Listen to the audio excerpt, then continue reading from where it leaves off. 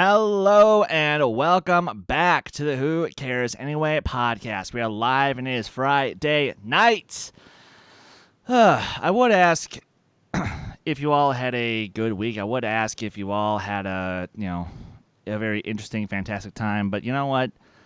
There's really only one thing on our minds here on the show, and presumably only one thing on your guys' minds this evening, and that is, of course, Star Trek. Heh. Ha, I know. I'm not feeling very funny tonight. Yeah, no. We got a lot to cover. There's a lot to unpack, and for the next 2 weeks, it's going to be very Star Wars focused on the show, and I could not be happier about that because we finally got the last film in the Skywalker Saga, Star Wars Episode 9, The Rise of Skywalker. But of course, we also have the rankings. You know, I asked you guys for a favor. That being to send me your rankings. And we tallied them. We put them in a list. And, it's going to be very interesting to see what wound up where. But, of course, I can't do this show alone. I, of course, have the usual panel, starting with Kees Cornelisse. Dude, what's up? Are you excited for tonight? I'm excited for tonight. I'm excited for my next 2 weeks because I have vacation. Finally, I'm very happy with that to celebrate the holidays. It's a good night. It was a good week. It wasn't the best week. It's kind of like the Rise of Skywalker in that regard. I'm looking forward to the show. All right, and of course we got the Suave one himself, Nico Rigoli. What is up, brother? And you got a new setup. I did. You gave me some equipment ideas. I gave them to my sister, and she went Black Friday shopping, and now I have a new microphone, I have a new compressor, I have a new webcam that gets a lot of definition in terms of pixels. So, I hope you like what you're seeing, and I hope you like what you're hearing. But yeah, it's a good night for me because, may I talk about it? Yeah, I was about to set you up for it, but yeah, no, dude, you did it. You freaking did it. You're finally set to walk down the aisle tomorrow to pick up that cap and gown. You were gonna graduate. You did it. You finished college, brother. We are so proud of you. You did what we built you. Exactly. It's been a long time coming, I can tell you that. I've been in college since the fall of 2013. I probably wouldn't have been in college this long had I actually done my homework for 1 or 2 semesters. Hey, lesson learned. Better to have gotten it done at all than not done at all. I think I screwed up the saying of better to have done it late than never to have done it at all. However it goes. But yeah, the family's coming to the ceremony. I got friends from high school who are coming to watch me take that cap and gown walk down the stage. I'm going to savor the moment because it's been a long time coming. And after tomorrow, I'm free. I'm a free man, and I'm free to pursue the next chapter of adulthood in my life. Yeah, and I guess it's pretty perfectly timed given everything we got coming next year. Although, you do realize that while you get a little bit of a break as far as life because we don't really have much planned as far as the end of this year, but you better get to schmoozing first thing once you're done, because I know you still have a couple things you want to make happen pretty soon next year, so you better hop on it, man. I know. I'm making everyone a promise, everyone that's watching, everyone that's here on this panel, that I will get the Trivia for Thon 2 card announcement video put up on this channel tomorrow, and then I will also get to work on finding some writers and some guest hosts for the upcoming shows that I'm going to be running for this channel in the new year. Hell yeah. And again, as I'll reiterate once we do plugs, guys, we are still accepting submissions. If you want to help out around the channel, obviously just send a resume and send a link to some of your work. d2achannel@gmail.com, dtoachannel@gmail.com. Yeah, and again, dude, you did it. That's that is something that's Case and I seriously cannot say that we were, able to accomplish. And trust me, there were a lot of periods where I was thinking about just quitting, and I probably could have. Like, I had the perfect excuse 2 years ago when my dad passed away, but no, I went back to classes almost immediately. Just needed like a week or two to recuperate, and then went back to classes. I think I failed one of them actually that semester, but hey, made it through. It's not how you start; it's how you finish, and I'm happy to have been able to finish, especially considering all the setbacks I've had. And yeah, putting that diploma on that fireplace behind me is going to be a very, very happy moment. Awesome. And yeah, we got the China Sticks Army in the chat. I saw Chris Engel, Brian Nussbaum, Brian Fernandez. How's everyone doing? And so, Nussbaum, I do have some unfortunate news. As much as you've been wanting us to really let loose on that Home Alone reboot news, I don't really have any much to say about it. I mean, I it's got the kid who played the best friend from Jojo Rabbit. I've still yet to see that movie, even though I've heard nothing but good things. But yeah, I with the cast involved, I actually don't hate it. So fingers crossed that it's actually good.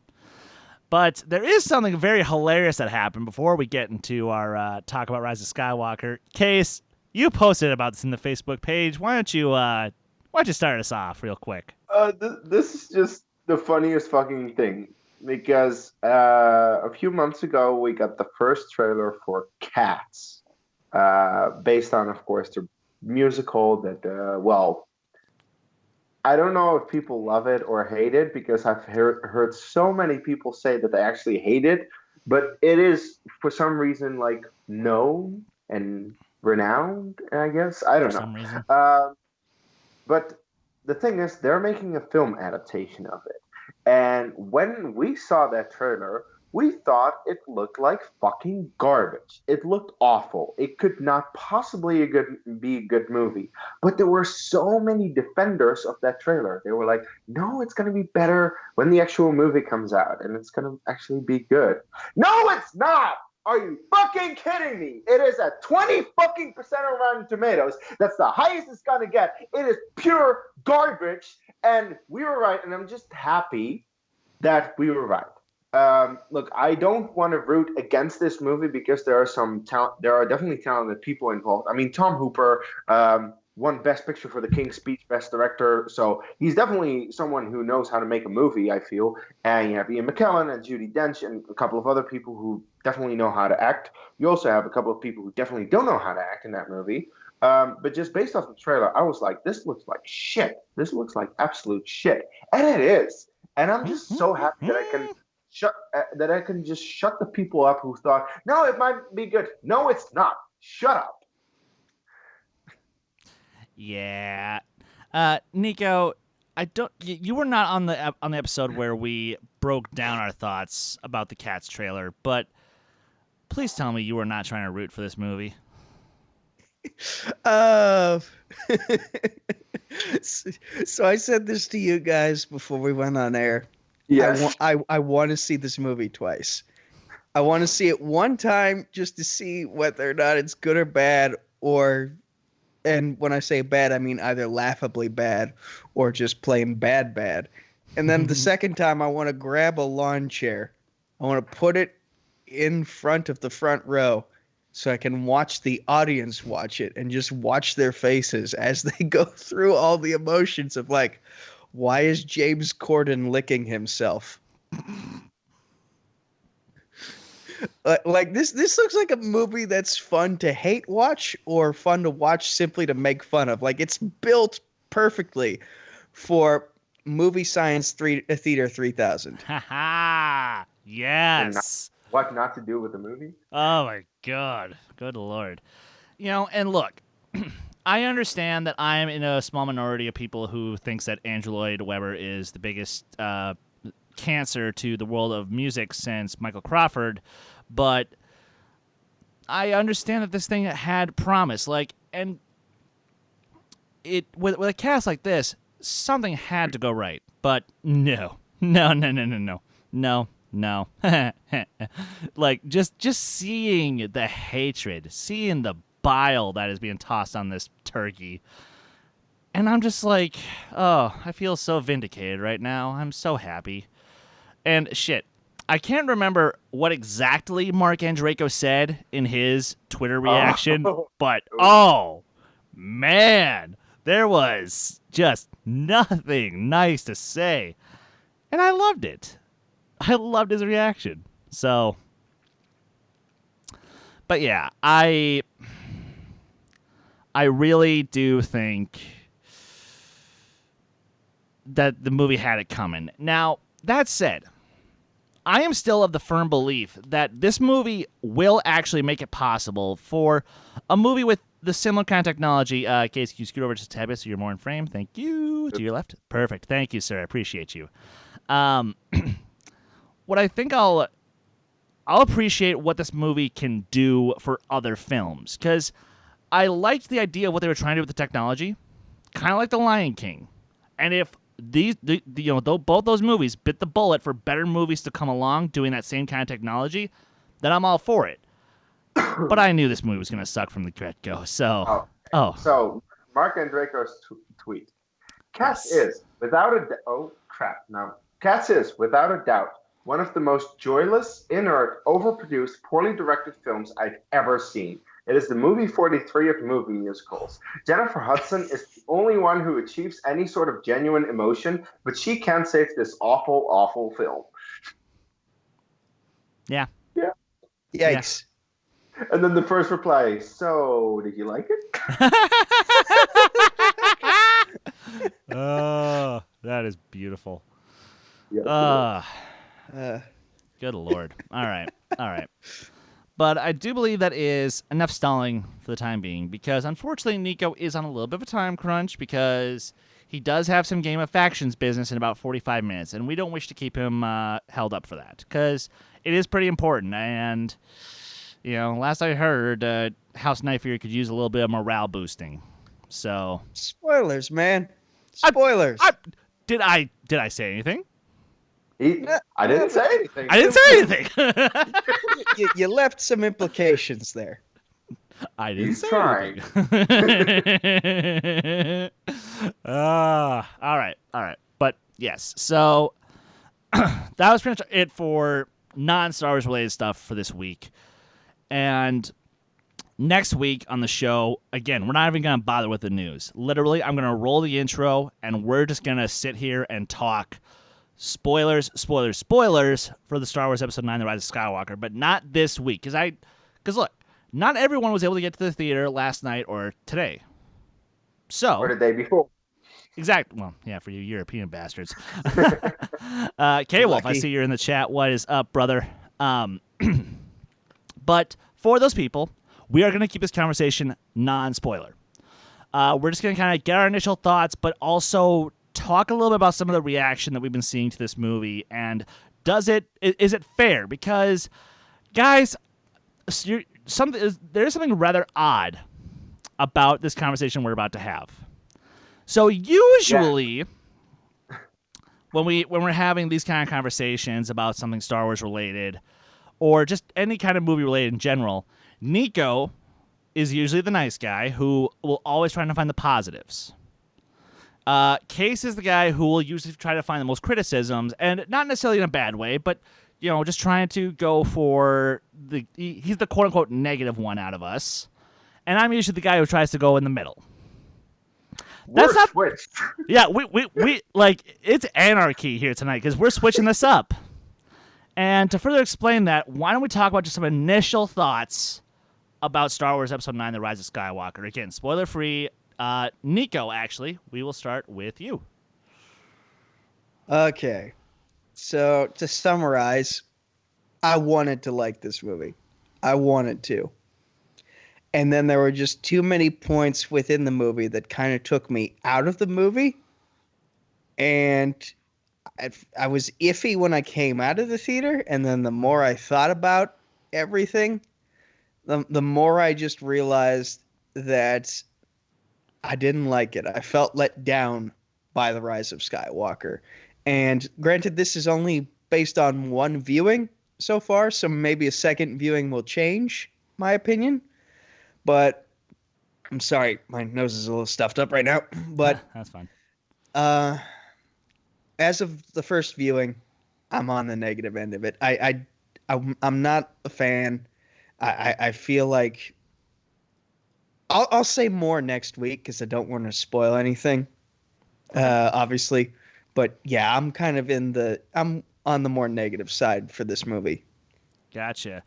And here, I'll actually go next because I'm on the opposite end, where I've quickly come to realize that I think this movie is going to kind of be for me a lot like Revenge of the Sith, where I understand that there are some flaws with this movie. When I'm looking at it through a critical lens, I do see the problems. I've seen this movie twice already now. I saw it last night with my parents.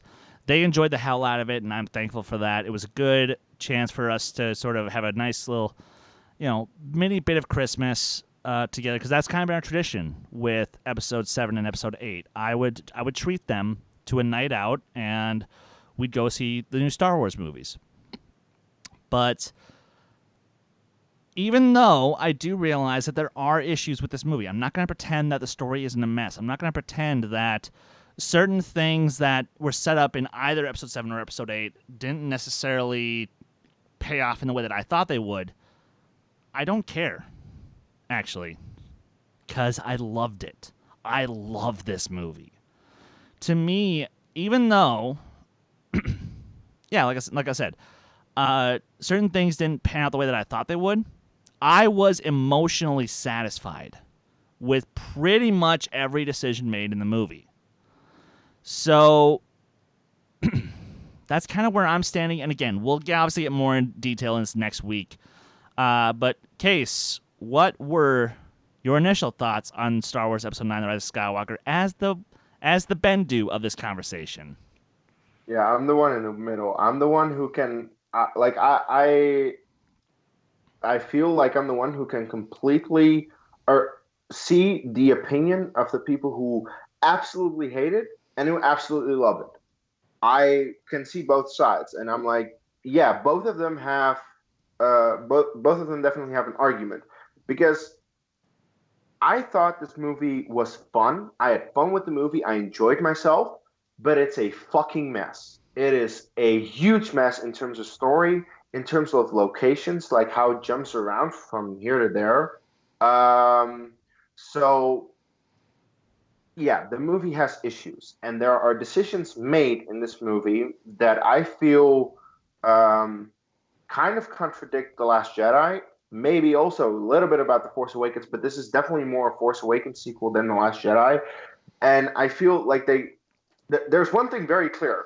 Disney never, ever had a plan for these movies. They didn't lay out the groundwork to make sure, oh, we can go from Force Awakens to Last Jedi to Rise of Skywalker in this way. No, they never did that. Because Rian Johnson just did what he thought. Like, he looked at The Force Awakens and he was like, okay, that's good. I want this. I want to continue on this, this, and this. And then JJ with, I don't know if it's JJ or Chris Terrio or whoever with the Rise of Skywalker was like, okay, Last Jedi, we're just going to do this. Sure. And that doesn't always work, because I'm a big fan of The Last Jedi, and in some ways I feel a little betrayed. In other ways, I do feel satisfied, because I still love these characters and I still love what they did with most of the characters. We'll get it. Yeah, you basically just said what I was hesitant to say because I thought it was too spoilery. No. Look, honestly, and here's the thing: we can't talk about this movie without at least getting into a couple of details. I'd say in the first 20 minutes, and yeah, we're going to mention what you saw in the trailers and what you think you know about the movie. Because here's the thing: if you haven't seen the movie by this point, you probably are okay with us talking about non-spoiler related stuff. Yeah, and I think our friend William Bibiani put it best when he says, when he usually says, for doing like a review for these big blockbusters, if it happens in the first act, it's not really a spoiler. So then I think it's time we just get into a couple of things, like, you know what, here, I'll actually throw this back to you, Kees, for just a second here. Before this movie came out, when the name Chris Terrio was attached, you were famously not excited for this whatsoever. Okay, I actually didn't know that Chris Terrio co-wrote the screenplay up until I saw the end credits and I saw it written by J.J. Abrams and Chris Terrio, and I was like, well, that makes a lot of sense because Chris Terrio does not know how to write a screenplay for a fandom movie. He wrote fucking BVS and Justice League. What do you think?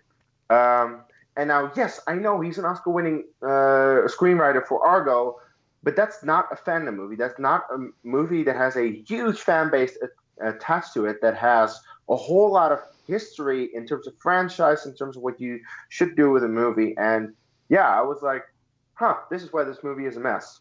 Because there are decisions made in this movie where I feel indeed JJ didn't have full control and Chris Terrio kind of took over. And it might have been Chris Terrio and it might have been Lucasfilm tampering with it and JJ just having to go along with it. But yeah, it is an issue. I really feel it is an issue that he wrote the movie. Fair enough. Nico, are you on a similar page there? I honestly didn't realize what Chris Terrio's background was in terms of his filmography. I was aware that he was going to co-write this with JJ, but now that Kees is explaining, he worked on BVS and Justice League, two of the most problematic movies to come out of recent geek stuff in the past decade. Yeah, I can understand, because what were the biggest problems of BVS? It was fitting too much into a very condensed period of time and other things getting lost in the shuffle. And I feel like that's kind of what happened in this movie, although I can't explain what those details are greatly for at least another 7 days. But yeah, I feel like certain things got undercut and forgotten about. And he is probably to blame for it. And as much as I don't want to crap on, Chris Terrio too much, because I do respect a lot of his other work that's not anything geek related. Yeah, that is... and I guess like the only difference for me is because even though this movie is jam-packed, this movie does not let up. The pacing is incredibly fast from the get-go. It doesn't really slow down for anything. Like the slowest moment, I think, is when we first see Chewbacca. Like that's probably literally the slowest moment in the entire film. Maybe. But yet, I think it's because of that breakneck speed that I really appreciate it. Like, it's at least not boring. Yes. That's the thing. It is extremely entertaining, this movie, I feel. Yeah, and part of that is because it is so quickly paced, and it does not let up. In that regard, it feels a little bit like Star Trek Into Darkness. Kind of, and that's a very Lindelof trait. Damon Lindelof very notoriously never has anything go slow, because if you go slow, you run the risk of losing the audience's interest. But if you go too fast, you barely get a moment to breathe, like in The Dark Knight. But here, let's get away from some of the negatives then for a moment. Let's talk about something that we liked. Nico, what was something in this movie that you did actually find yourself enjoying? I enjoyed Daisy Ridley's acting. Okay. I feel like she was having a fun time in this movie. I like the use of the Leia scenes that were left over from past shootings. Getting to see her in the movie. Not going to say anything more than that. I'm really struggling to breathe through my nose right now. Maybe you should set up.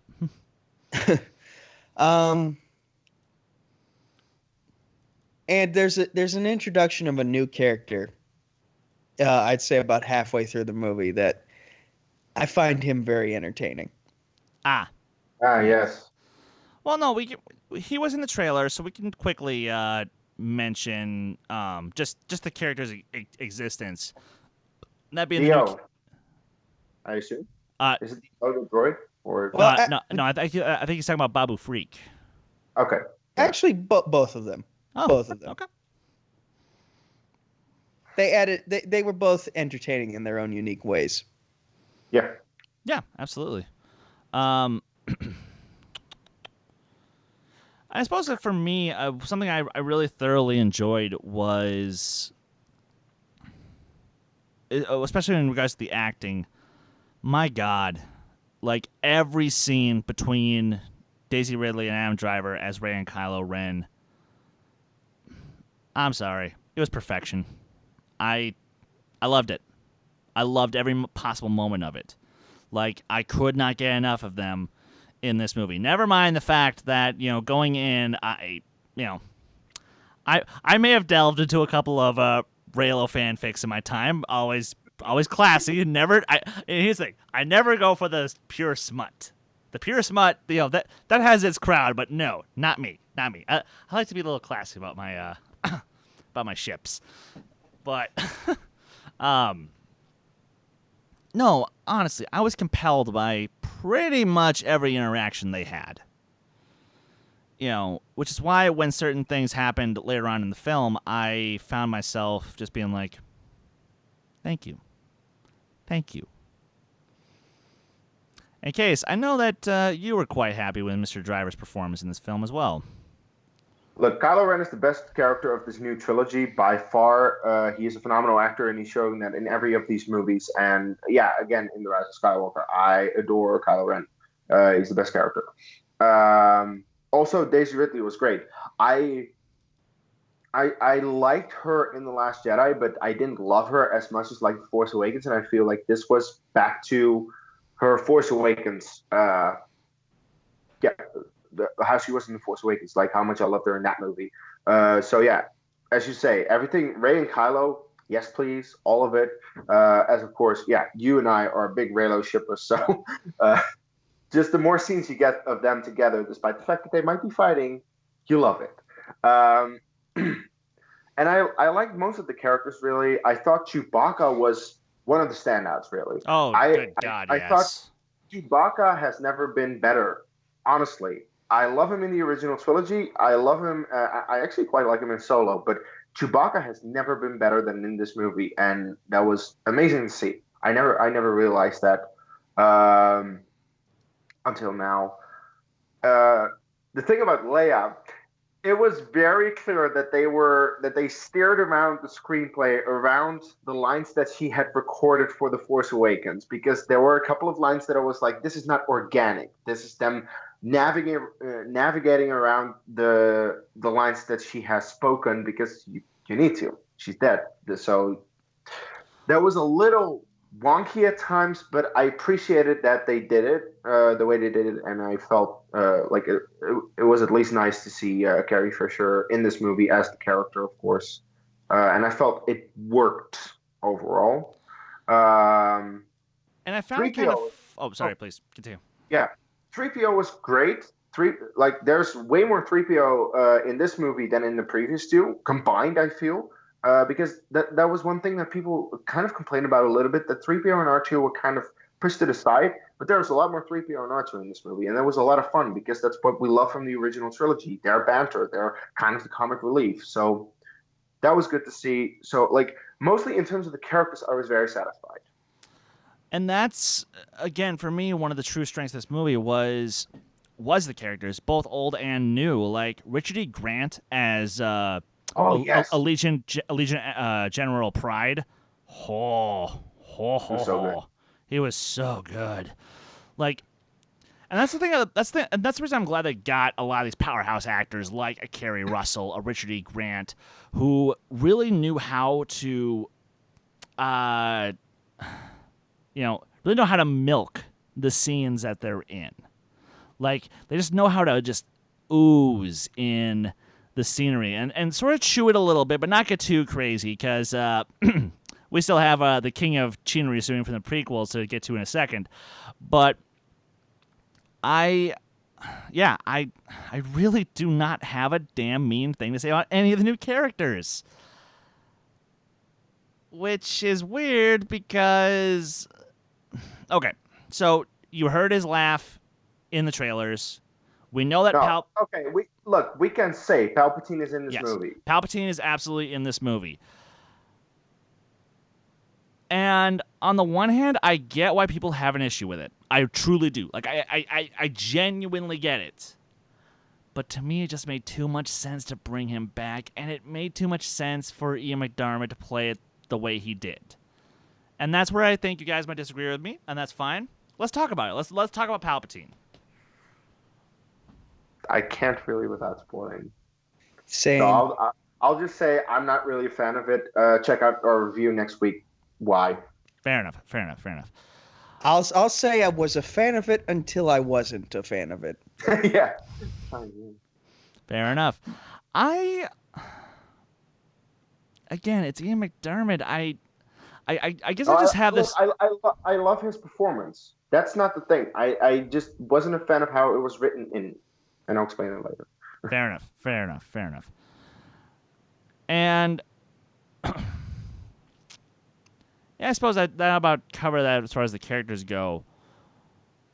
There is actually something that I haven't asked either of you about yet, really, because we've touched on a couple of things, like behind the scenes. Because of course, we've already got we luckily have had the chance to talk about this, before we went live. But John Williams' score. So I'm going to be real with you. I think I was focused too much on the writing and what was happening in front of me in terms of scenery that I kind of wasn't paying attention to the music. Fair enough. Kees? He's been better. He's been more on point. He has been. He should have used themes that I thought he should have used certain themes that I wanted him to use. And may or may not have appeared in certain advertisements.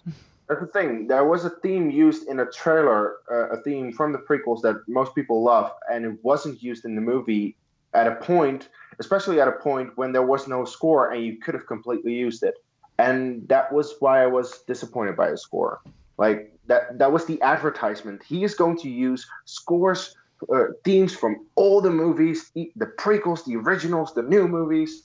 But it's mostly the new movies and the originals. I hardly recognize any of the prequel themes, and if they were there, it was themes that you don't really recognize anyway. It wasn't the iconic ones, and I'm like, damn you.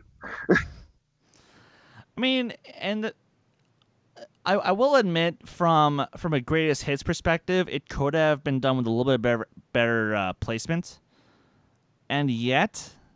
The fact that he actually did go back to the well to just even dig up some of that stuff, I didn't care. I really didn't care. I was honestly just happy to hear, again, some of my favorite music ever made again. But satisfied, it seems. But using what Kees just said, because he was paying more attention to the music than I was, if John Williams only used the original scores and the scores for the new trilogy, then that kind of shows my initial problem with this movie overall is that there's a lot of fan service, but it's only servicing certain fans. And I don't feel like I was one of them who was getting serviced. Yep. And actually, yeah, let's get into that now for a little bit. Oof, so, remember? Yeah. Remember? Remember Chewbacca? Kees, talk to me about the member berries. My God, J.J. Abrams does it. There's a reason that South Park made an entire season based off that one joke in one episode. Because, it is so damn true. J.J. Abrams is all about the member berries. He's like, remember this from the original trilogy? Remember this from Star Wars? Remember this from Empire? Remember this from Return of the Jedi? Remember this from my previous movie, The Force Awakens? Here it is again. And that's an issue. And that's the thing. It is an issue to the point because there's good and bad fan service. There's good fan service as in it is sprinkled in, but it makes sense in terms of the story and the characters, and it doesn't contradict anything. And there's the fan service that is just blatantly in your face, like look at this, look at this. It doesn't hurt the plot. They don't care. And sometimes it does hurt the plot, unfortunately, or the characters or something, and it contradicts. And that is what this movie does. It hurts itself with doing so much fan service, and it actually forgets to do the actual fan service, because what is also very clear to me in this movie, J.J. Abrams has zero idea about canon or legends, about the stuff that happens in the books, the comics, the games, maybe even some of the TV shows. He has no idea. And you should at least have someone there help him write that screenplay who does know about canon and legends. If you want to have the right type of references, the right type of fan service, you need that. And J.J. Abrams is not able to do that, unfortunately. He is a big fan of the movies, but just that. And the majority of what I've been seeing online in terms of the initial reactions is, if you were a fan of The Last Jedi, then to an extent, this film kind of is a slap in the face to you. Or at least that's how it came across to me. Like certain points, and again, we'll touch more on this next week when we can actually talk about it more, but certain things in The Last Jedi were at the very least undercut, at the very most just completely thrown out the window. Yeah. Undercut or disregarded, depending on what they were, to help push the movie that JJ wanted to tell. And one of the big things about The Last Jedi is it's about setting your own path. Like, you've seen the history, but now it's a matter of what you do with the history to set your own journey. And then we mentioned the member berries issue, and that's where it becomes a conflict. It's like this Independence Oreo where the cookies are holding you back from enjoying the cream. Not going to say the quote. Not going to say the quote. And yet, I didn't care about that. Like, again, you're way too nice. I am. But that's because when it comes to Star Wars, I am a very forgiving person. And I used to be like that, but for some reason this movie is not giving me that same effect. Look, and I've come to quickly realize I will be in a minority on this film probably for a long freaking time. And I'm okay with that, frankly. Like, because, as I mentioned up top, for me, this is Revenge of the Sith all over again. Where I'm just going to unabashedly love this movie, and I kind of don't care. Like,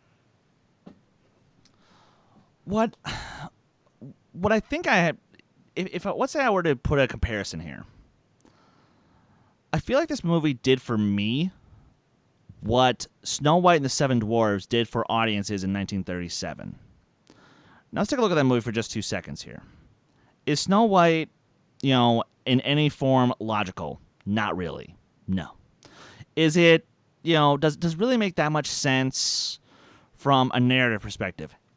Kinda ish, not really. But for audiences at the time, and for younger audiences today, why is it still so well regarded? Because it hits every emotional nerve if you're in the right position to have that happen to you. Okay, to be fair, Snow White doesn't hold up that well. It is dated, but there's a big difference. Snow White was in a lot of ways first, and the Rise of Skywalker, not really. But I also, but the point is that the reason I'm saying it like that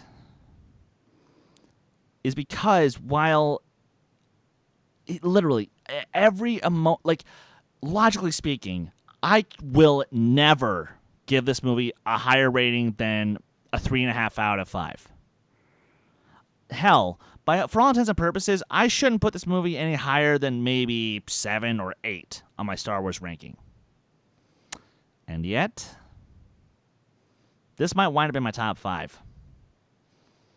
because I loved it. Because it managed to hit all of the correct nostalgia feels. It managed to hit all the correct buttons of what I've been wanting to see from the sequel trilogy ever since The Last Jedi.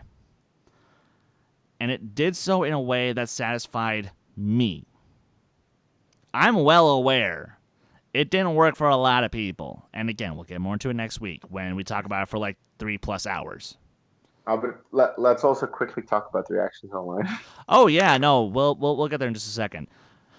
Because, boy howdy, the internet is a fickle thing. So, right now the critic score on Rotten Tomatoes is around 57%. Audience score is around... Oh, sorry, please. Yeah, it's the second ever Star Wars movie to be rotten. And third. Well, if you count Clone Wars. Fourth. Phantom Menace, Solo. Solo is 70%. Oh, it went up. Yeah, no, it's always been there. It's always been fresh. Not opening week. It was like lower than Phantom Menace. Well, then there were still reviews coming in. Fair enough. Fair enough. So then, yes. Okay, so then, yes, it's a third. Clone Wars, Phantom Menace, Rise of Skywalker. Okay. But the audience score is sitting in like the mid-80s.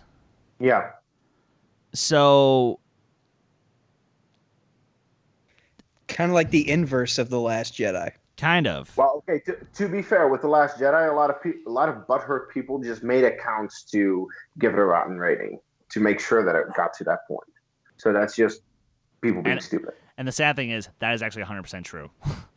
Look that up, people. Like, that actually is partially what happened. Like, a lot of people did genuinely hate it, fair enough, but there were also some people actually did make bot accounts just to trash the movie.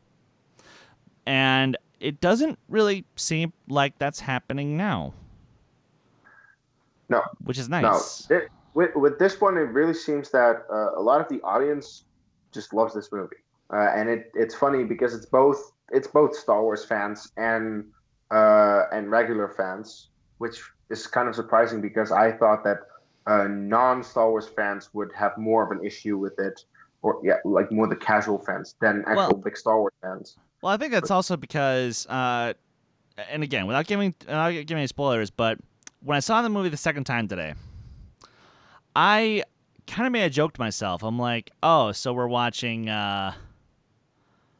Star Wars and the Raiders of the Lost, and the Raiders of the Lost Artifact, because it had a very Indiana Jones feel to it. Yeah, but true. More member berries, but from a different George Lucas-esque property. Also owned by Lucasfilm. Yeah, also owned by Lucasfilm. So now they're setting up the Indiana Jones cinematic universe. Yes. All right. The Lucasfilm cinematic universe. Sorry. The LCU. It's gonna be a thing, guys. Patent it, package it, and sell it. Let me just give a quick prediction. It wouldn't surprise me if, for when Doctor Strange in the Multiverse of Madness comes out, one of the multiverses that they just hop into quickly happens to be the galaxy far, far away. I will shit a brick and it will be great. God. I want this now. Thank you, Nico. Thank you for putting this in my head, because now I actually want this. Can you just imagine Doctor Strange appearing in the Battle of Crate alongside Luke, and he's like, "Nope, wrong one." No. It'll either be in the Old Republic, or it'll be like 5 years after the events of the Rise of Skywalker. Maybe you can go check on a certain family. Anywho, let's. I suppose since Nico's time is running out here, I suppose we should probably get into some final thoughts again. Non-spoiler, and again, guys, next week, all bets are off.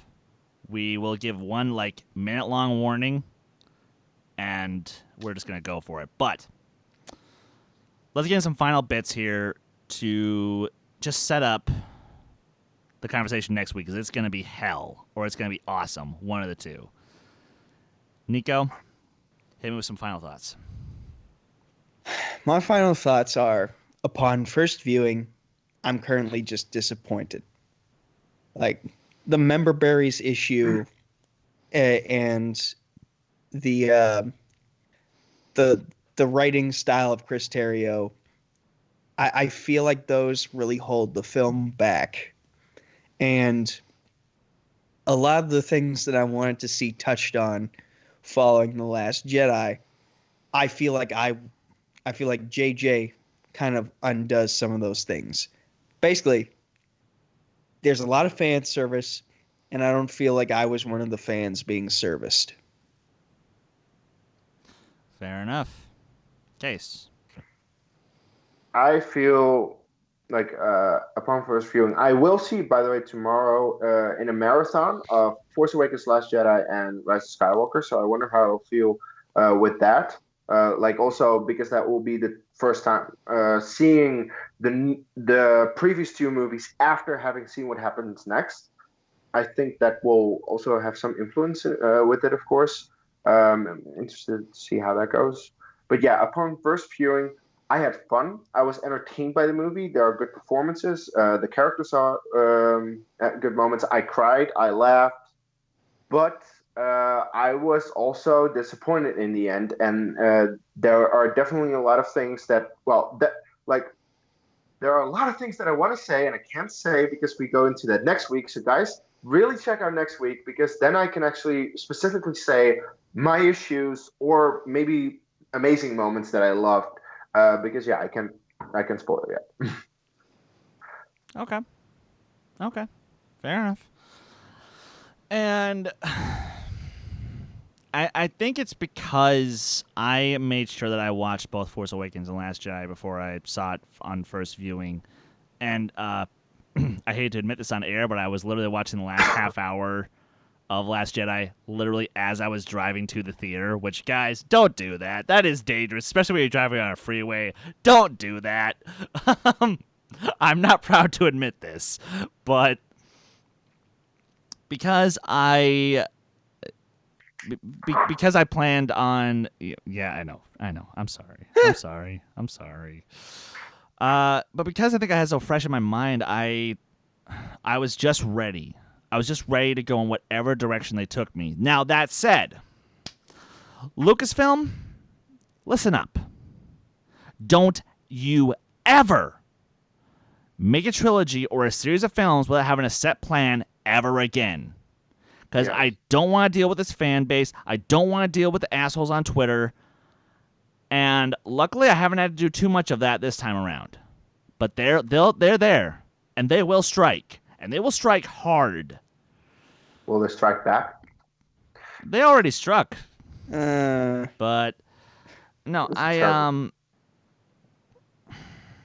what I guess I'm also just nervous for is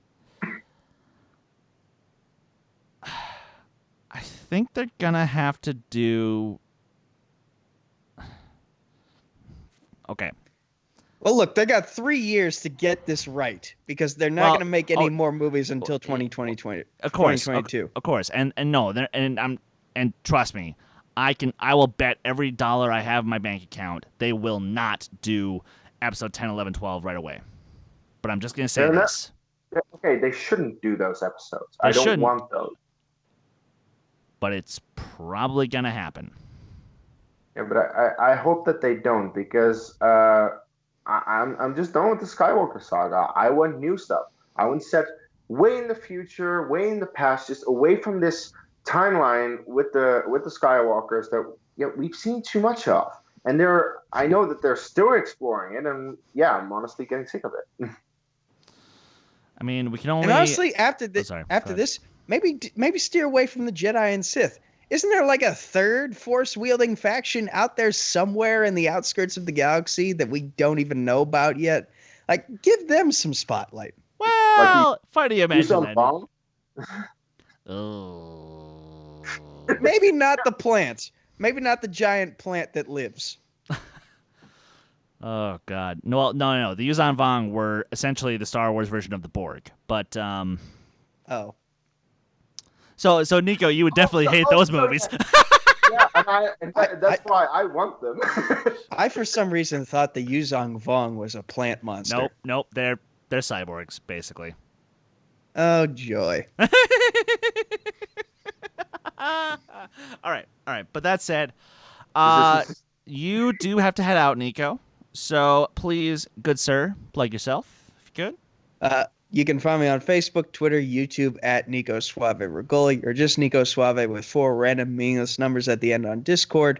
Combat Wrestling Trivia on Facebook, Combat Wrestling Network on YouTube. The poorly made Twitter handle is at Combat Wrestling, the number 2. There is no letter G. I am the TMG Entertainment Chokeslam Debate Champion of the World. Woo-hoo. Catch me doing title defenses in the new year, right here on Dedicated to Art and all the places these two gentlemen will say at the end of the show.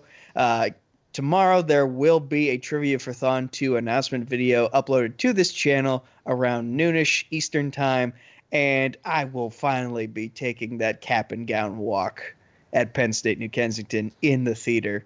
So if you're in the area and you've been watching my content here and elsewhere and you want to celebrate with me, you now know where to go. All right, perfect, brother. Thank you very much for being on the first half of the show. Though we do have to say goodbye to you. You have a great rest of your night, and we're actually not going to go to break because guess who forgot to prep a break? This guy. So right now, enjoy that crop. Enjoy the crop. Oh no, I've already got it done, man. I made sure I got it done before we went live. But okay. You, sir, head on out. You have a good one. Later. And now that said, he is gone now. Perfect. So.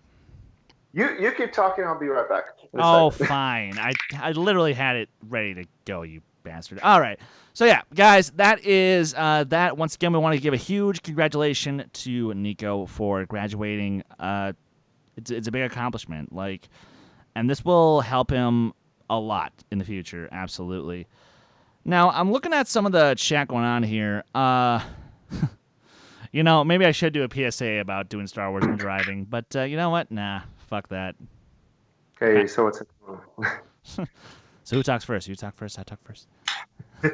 But yeah, so yep. Now we're back. We got the 2 shot going on here. Nice little crop that I made sure it got done before we started the show. Okay, so I just need to know on which side I need to do it. Oh, damn it! No, I don't see it. You're good. You're good. You are good, sir. You are very good. All right, so. We happen to love this little franchise called Star Wars. We've been talking about it for the last hour. And we're going to talk about it for another hour because, No, we hate it because apparently Star Wars fans hate Star Wars, right? Apparently they do, especially if they're of the Geeks and Gamers variety. Oh, snap. Yeah, fuck those guys. Or Red Letter Media. Honestly, yeah, fuck them too. They were funny back in the day, but their shtick just got old. Look. Yeah, no, fuck them. Okay. I mean, hell, I hate to say this. There's a reason I haven't even bothered with Dark Side, Light Side yet. I don't want John. I don't want to even think about watching a John Campia video. Sorry, Harloff. Oh. But,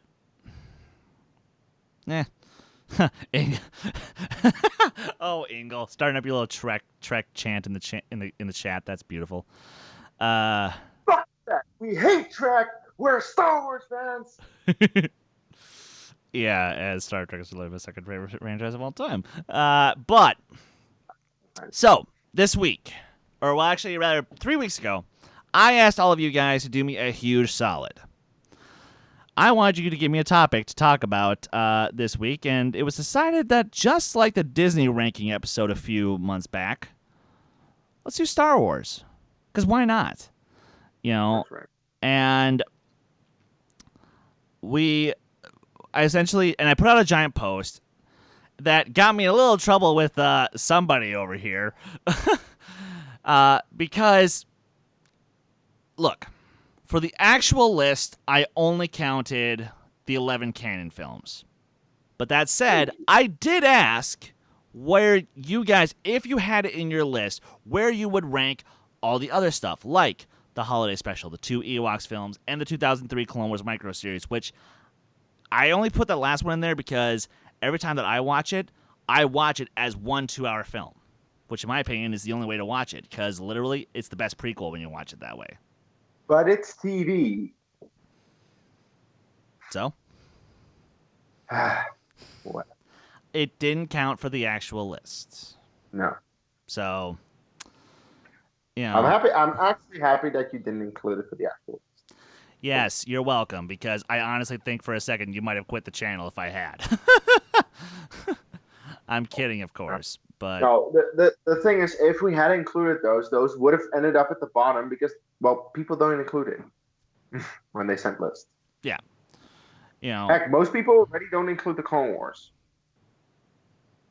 which, you know, for the sake of this list, I was fine with. But, you know, actually, no, for the sake of this list, yeah, no, I was fine with that. They didn't include that. Some lists didn't include the Clone Wars movie, but I do want to give a quick shout out to some of that ancillary stuff that, you know, sure, it doesn't really count anymore, and in some regards, maybe it shouldn't. But, you know, I did grow up watching the Ewoks movies, and I grew up watching the 2003 Clone Wars, and even the holiday special. I actually found it online when I was like 12 years old, and I downloaded a copy. I don't have it anymore, obviously, but, you know, because it's pretty fucking terrible. But did I hate watching it? To be honest, not really, because it did give us a couple of cool things that showed up later, like Boba Fett. You know, it gave us that actually kind of cool scene at the Mos Eisley Cantina with B. Arthur, which it's not good, but damn is it entertaining. I mean, it's B. Arthur singing, guys. She's awesome. All right. You know, and of course, Clone Wars introduced us to General Grievous, introduced us to Dirge. It introduced us to a lot of Jedi who didn't get a lot of screen time in the movies, like Kit Fisto. Gave us some more cool stuff with Mace Windu. Oh, God. What is Luminar's last name? Unduli? Unduli. There we go. And her apprentice, Barriss Offee, who, of course, thank God, got a lot more screen time in the Clone Wars TV show, especially in the 5th season, which, oh, Barriss, you bitch, and I love you for it. Yeah. She went straight to the dark. She did. She literally did go straight to the dark. Oh, thank you, Malcolm. Thank you. He says, Take 3 Star Wars Clone Wars watch along was one of the greatest things that ever happened. I'm like, yeah, it was. I absolutely loved that night. Stinky shot. Woo, we were wasted that night. All right, but that said, let's talk about the rankings. Let's dive into what you guys have said was the ranking of the Star Wars movies. Now, I got a total of about 28 lists, including my own. So literally, to everyone who sent me a list, it was too many names to keep track of. I should have done a better job about that. I'll remember next time. But to everybody, thank you. I really do appreciate it, because I was only expecting around maybe 15, 20 lists, and the fact we got 28, I'm like, hey! So, we have some Star Wars fans in our midst. Luckily, we do. So, to reiterate how the ranking system works, I took your guys' lists, and I assigned a point value to each placement on, or I assigned a point value to where each film was placed on your respective lists. So, when let's say you had Empire Strikes Back at number 1 and the Clone Wars movie at number 11, it would be the exact reverse of that. The Clone Wars movie got 1 point, and Empire Strikes Back got 11 points. And so, looking at all the lists, I'm half not surprised, but also a little surprised at where some of the films wound up. And starting off our list with a total of 38 points, we have 2008's Star Wars: The Clone Wars. I don't even consider this a movie. No, I refuse to call this a movie. pretty bad. It's not only is it bad, but it's just 4 episodes of the TV show. It's 4 decent episodes of the TV show. That's literally all it is. That's the thing. These are episodes from season 1 of the Clone Wars, and season 1 is rough, very rough. Has a lot of issues. Has some of the worst episodes of the entire show. Has some pretty shit CG at that time. They improved that in the next seasons, but yeah. They decided to make this into a movie, to make that a theatrical release, to push for the Clone Wars, and it pretty much turned everyone off of the show, including myself. I watched the movie and was like, yeah, I'm not going to watch that show. And then years later, I finally did. I'm like, the show is actually pretty good. What the hell? Yeah. So, This was kind of... By the Sorry, way, please. I also remember I became a Star Wars fan around the time that Revenge of the Sith came out, and I watched the original trilogy and the prequel trilogy at the time. And at the time, I loved all of it. I was a naive kid, and then later I learned that the prequels had a lot of issues. But at the time, I loved all of it. But the Clone Wars was the one movie that I was like, no, I don't like this one. Now, since I have more considered it to be a part of the Clone Wars TV show because it's the 3rd episode. You watch 2 episodes before it in chronological order, then the movie, and then the rest of the show. Then it's actually a decent watch. Then I can rewatch it. It is the 3rd episode. Yeah, but I'm trying to remember the names of the 2 episodes that come beforehand. I'm trying to be super nerdy right now. Sorry. I mean, I can look it up for you if you want. No, it's fine. I know it's Cat and Mouse. That's like season 2, episode something or other. And then, it's the spy one. The Hidden Enemy. The Hidden Enemy. There we go. Yes. All right. But yeah, and as 4 episodes of the show, it's not bad, but there is literally nothing about the movie that makes it cinematic. Like the duel between Anakin and Dooku, that's the kind of duels they were having all the time throughout the show when you watch the whole entire thing. Like it's par for the course. There are better duels. Yeah, like literally the only thing that the movie really did was introduce the Twilight and Ahsoka. Well, that's the thing. As a pilot of the TV show, as like an introduction to the TV show, it does set up the things that you need. And as I said, as a part of the chronological order, it's fine to watch, and I do rewatch it every time I rewatch the Clone Wars. As a movie, it's terrible. Yeah. I mean, shit, even if it was just a TV movie, I would then actually be a lot more lenient to it. You know, but as a full theatrical release, no. Although I will admit that there is actually one scene in here that I do genuinely love. It's how Obi-Wan's just trolling that one separatist general with like tea and how they're going to discuss terms of surrender. Like, come on, that's cute. Worm Loathsome. Well, yeah, there we go. Worm Loathsome. That entire sequence, I like that. Yeah, there are numerous details to discuss. Oh, God. Oh, okay, Engel, that's funny. You know, the names of the first 2 episodes are, the shows are out of order, and put these damn episodes in freaking order. I know, it's like DuckTales on Disney Plus. Holy shit. You want a catastrophe? Like, just look at, well, unfortunately they did fix it, but when Disney Plus first dropped, if you were to look at the episode order for the DuckTales reboot, like, it was fucked up badly. Like this... I personally once, like years ago, just downloaded all the episodes, including the movie, all put them in order because there are 122 episodes. So it's 001, 002 until 122 with the name, so that every single time that I rewatch the show, I will watch it in order. And there you go. That's fine. Good. Yeah. Good job. And obviously, I did skip it for my most recent rewatch because it has nothing to do with the Skywalker story, really. No, it's setting up the Clone Wars series. Exactly. I don't know if I can say that the same about the number 10 slot. With a total of 43 points, I'm not going to act like this movie's good in any capacity. I still love it. Star Wars Episode 2, Attack of the Clones.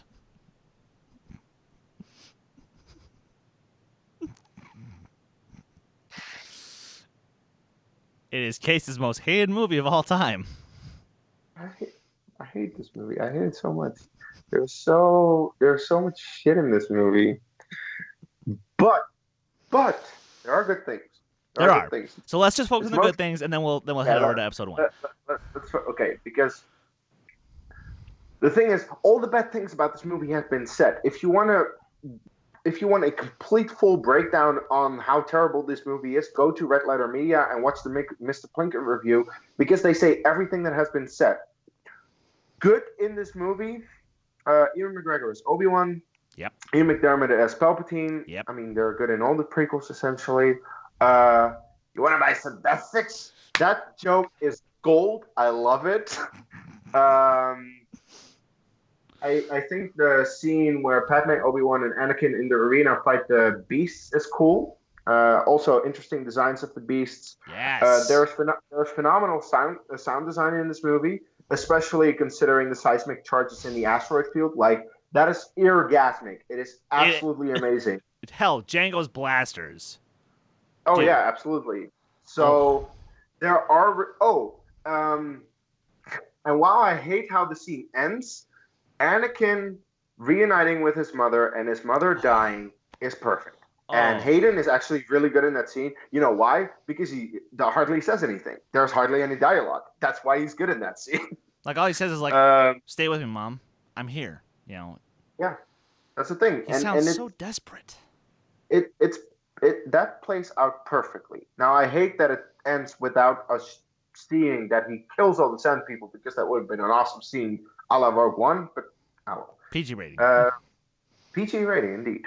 That's all the good things I have to say about it.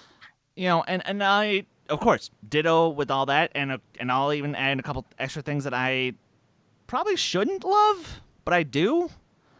Obviously, first things first, Christopher Lee as Count Dooku. Oh my God. The man can do no wrong in my eyes. He knows how to step into... Oh, sorry. I'm not a fan of how he's written. I think the performance, yeah, it's good. Fair enough. And while I should take so much issue with Yoda having a lightsaber, I should take every issue with Yoda having a lightsaber, I don't. I don't. Again, I should. But I don't. You know, hell, not the fight itself, but just that brief moment where you see Anakin dual wielding a lightsaber when I was 8 years old, that blew my goddamn mind. And it's why now I've been training to dual wield Kendo. You know, and this movie is why. So, thank you, Attack of the Clones. And screw it, I'll just say it. The entire scene the entire sequence in the arena. That's the best part of the movie. B, it's my favorite part of the movie. I would not change a thing. I'm just not a fan of the insane, huge amount of Jedi with all the lightsabers. It's overkill, I feel. Fair enough. Works for me, though. Partially because we do see a lot of Jedi bite the dust. Oh, that's true. You know. And that actually was a very helpful way of sort of selling the scene. Like, if you just had George have the Jedi come in and just literally wreck shop and pretty much none of them died, then I wouldn't care. But because a lot of them did get killed, I thought it was a great way to sort of show that these battle droids actually do mean business. Like, this is one of the first times in the movies that the battle droids were threatening. Which is not much to say, but, you know, it's something. Sort of, I guess. And actually, now that I think about it, there is one sequence between Anakin and Padme in this movie that I don't completely hate and that I actually genuinely love. I'm talking about Paulo. Yeah, it's the scene in the meadow, because Yeah, it's nice. yeah, it's a great bit where we learn a bit more about Padme's backstory. We get Anakin getting a little jealous, but not in a super emo sense. And it's also not creepy. Thank you. And they're just they're at that moment, like seriously, if you take out the fireplace sequence, you take out the I don't like sand sequence, and you cut short the and you literally cut out the entire I killed them all speech. Their relationship is fine in Attack of the Clones. It's just literally those three scenes that ruin. I also don't like the first scene that they have together. Oh yeah, you're right. Never mind. Please don't look at me that way. Why not? Yeah. Okay, you're right. Fine, fair enough. Take out those four moments. Oh no, that is another one, by the way. That's her packing. No, I mean the very first scene in the beginning when Obi-Wan and Anakin meet her for the first time. I don't like that scene. Oh, really? No. Okay. Fair enough. And yeah, so that's about all I've got. Okay, I went on that way too long. I'm sorry, guys. So let's move on to the movie that I actually skipped for this rewatch with a total of 86 points. Star Wars Episode 1, The Phantom Menace. I love this movie. I don't care. I find it very watchable. It is, honestly. Like, I can't believe I'm saying this, but for me, it's like the most quote-unquote fun of the Star Wars prequels. Wouldn't say that. I that's revenge. Okay, fair enough. But I don't have the issues that people have with the Phantom Menace, and maybe it's because I grew up not knowing what the issues were with the Phantom Menace.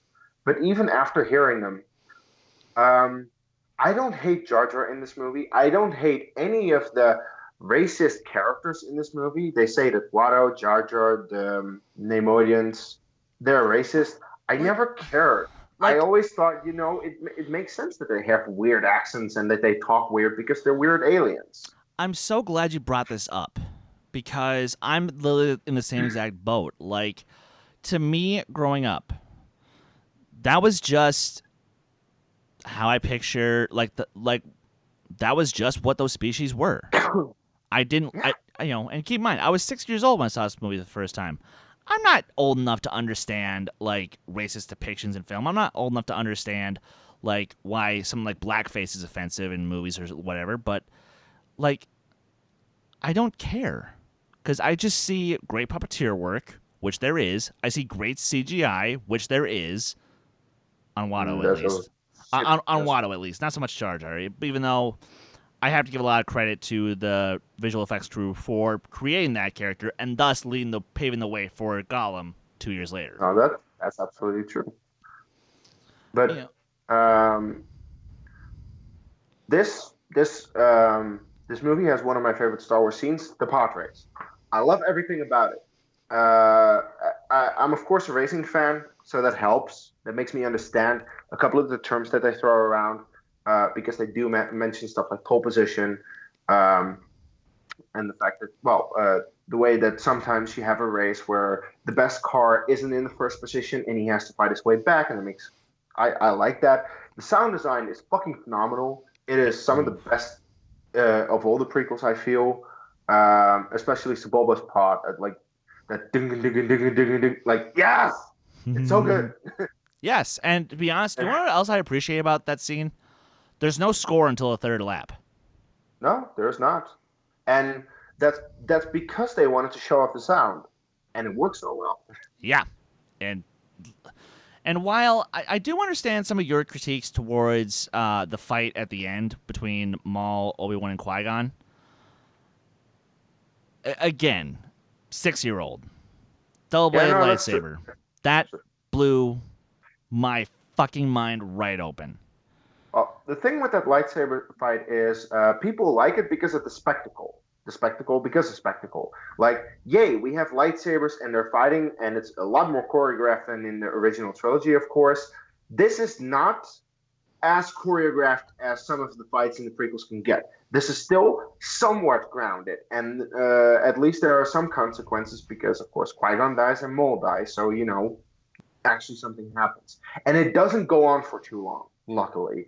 Like, they cut to it sometimes. There are breaks in the fight, actually, and it's not just them fighting for infinity, which we get to later.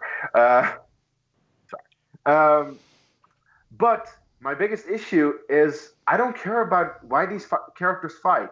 It's not set up. There is no in the original trilogy, it was always two people who had conflict with each other, and therefore they fought to resolve that conflict, maybe. And it wasn't so much about the fighting; it was more about the dialogue during the fighting. Hence, why I adore I adore the lightsaber fights in all the original movies, and in this one, well, they don't have anything to say to each other, so they make it a spectacle, which is interesting to look at. But what is the reason that they're fighting? Oh, they're Jedi and Sith, and they're supposed to fight, right? I guess there's not much of a motivation. That's a great song. Yeah. And Going on the cob. yes. And Maul did die. I'm sorry, Engel. yes. And unfortunately, again, for me, that's why I always have to give that fight a free pass. Because it is such a spectacle and because it has become so iconic in the franchise. Like, sure, will it ever make my top 10 once you include all of canon and legends? You're funny. But for someone who was as young as me when I saw it, it was very influential, and it's also why I made sure to train in staff fighting for a while, so I can do some of those cool spin tricks. But let's go to the number 8 film, coming in with a total of 113 points. That's quite a points jump, I gotta say. That's also because there are big differences in quality in Star Wars movies. Very much so.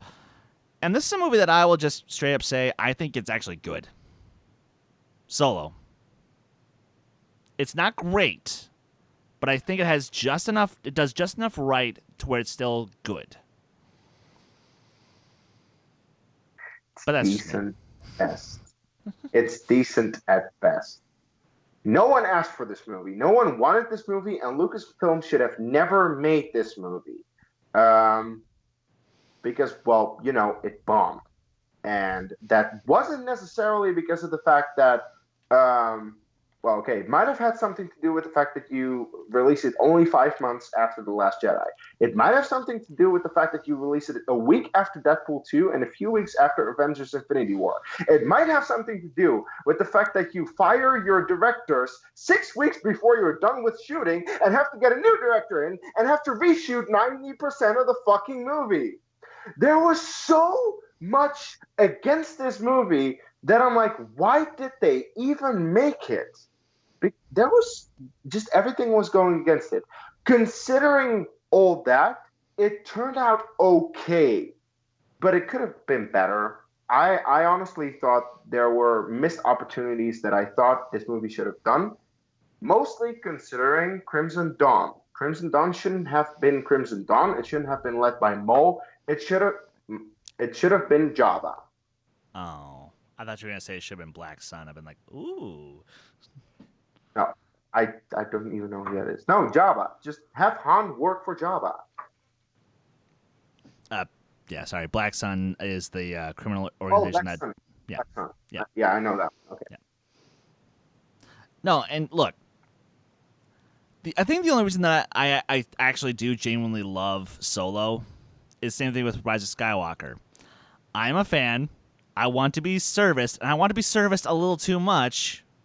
And good Lord, did I have a feast of fan service? Did I need it? No. Am I glad I got it? Yeah. And I'm also that weirdo who, keep in mind, I only propose doing this if you're a diehard Star Wars fan and you just want to get this movie out of the way. When you're doing a rewatch of the movies, start with Solo.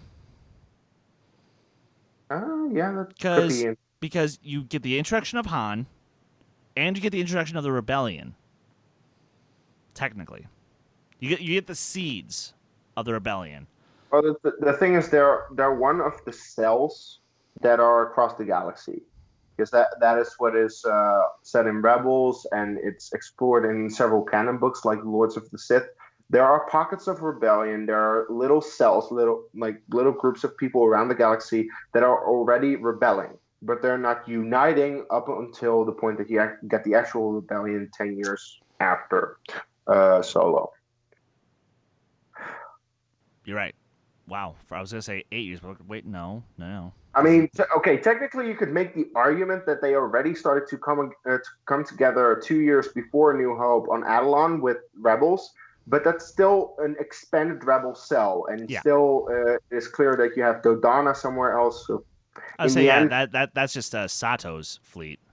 Yeah, exactly, and that is already expanding, but you only truly get the rebellion as we know them just before New Hope. Yeah, in Rebel Season 4. Yeah. So, and one last note I'll actually make about Solo before we switch over to the next film. When I first saw the movie, I wanted to hate. I actually kind of hated some of the performances, but I loved the script. Now having seen the film twice and really paying attention on the second go around, I'm kind of on the flip side of that now, where I love the performances and I think the script needed at least one more pass. Well, the big issue with the script is it does exactly everything that you expect a Han Solo movie to do.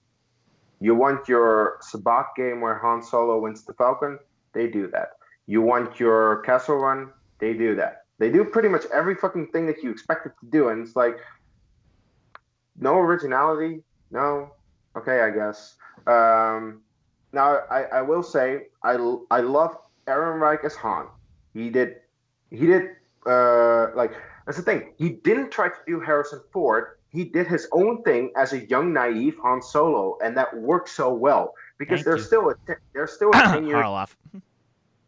there's still a 10-year gap between Solo and Star Wars, where we first actually see the character of Han as he is then.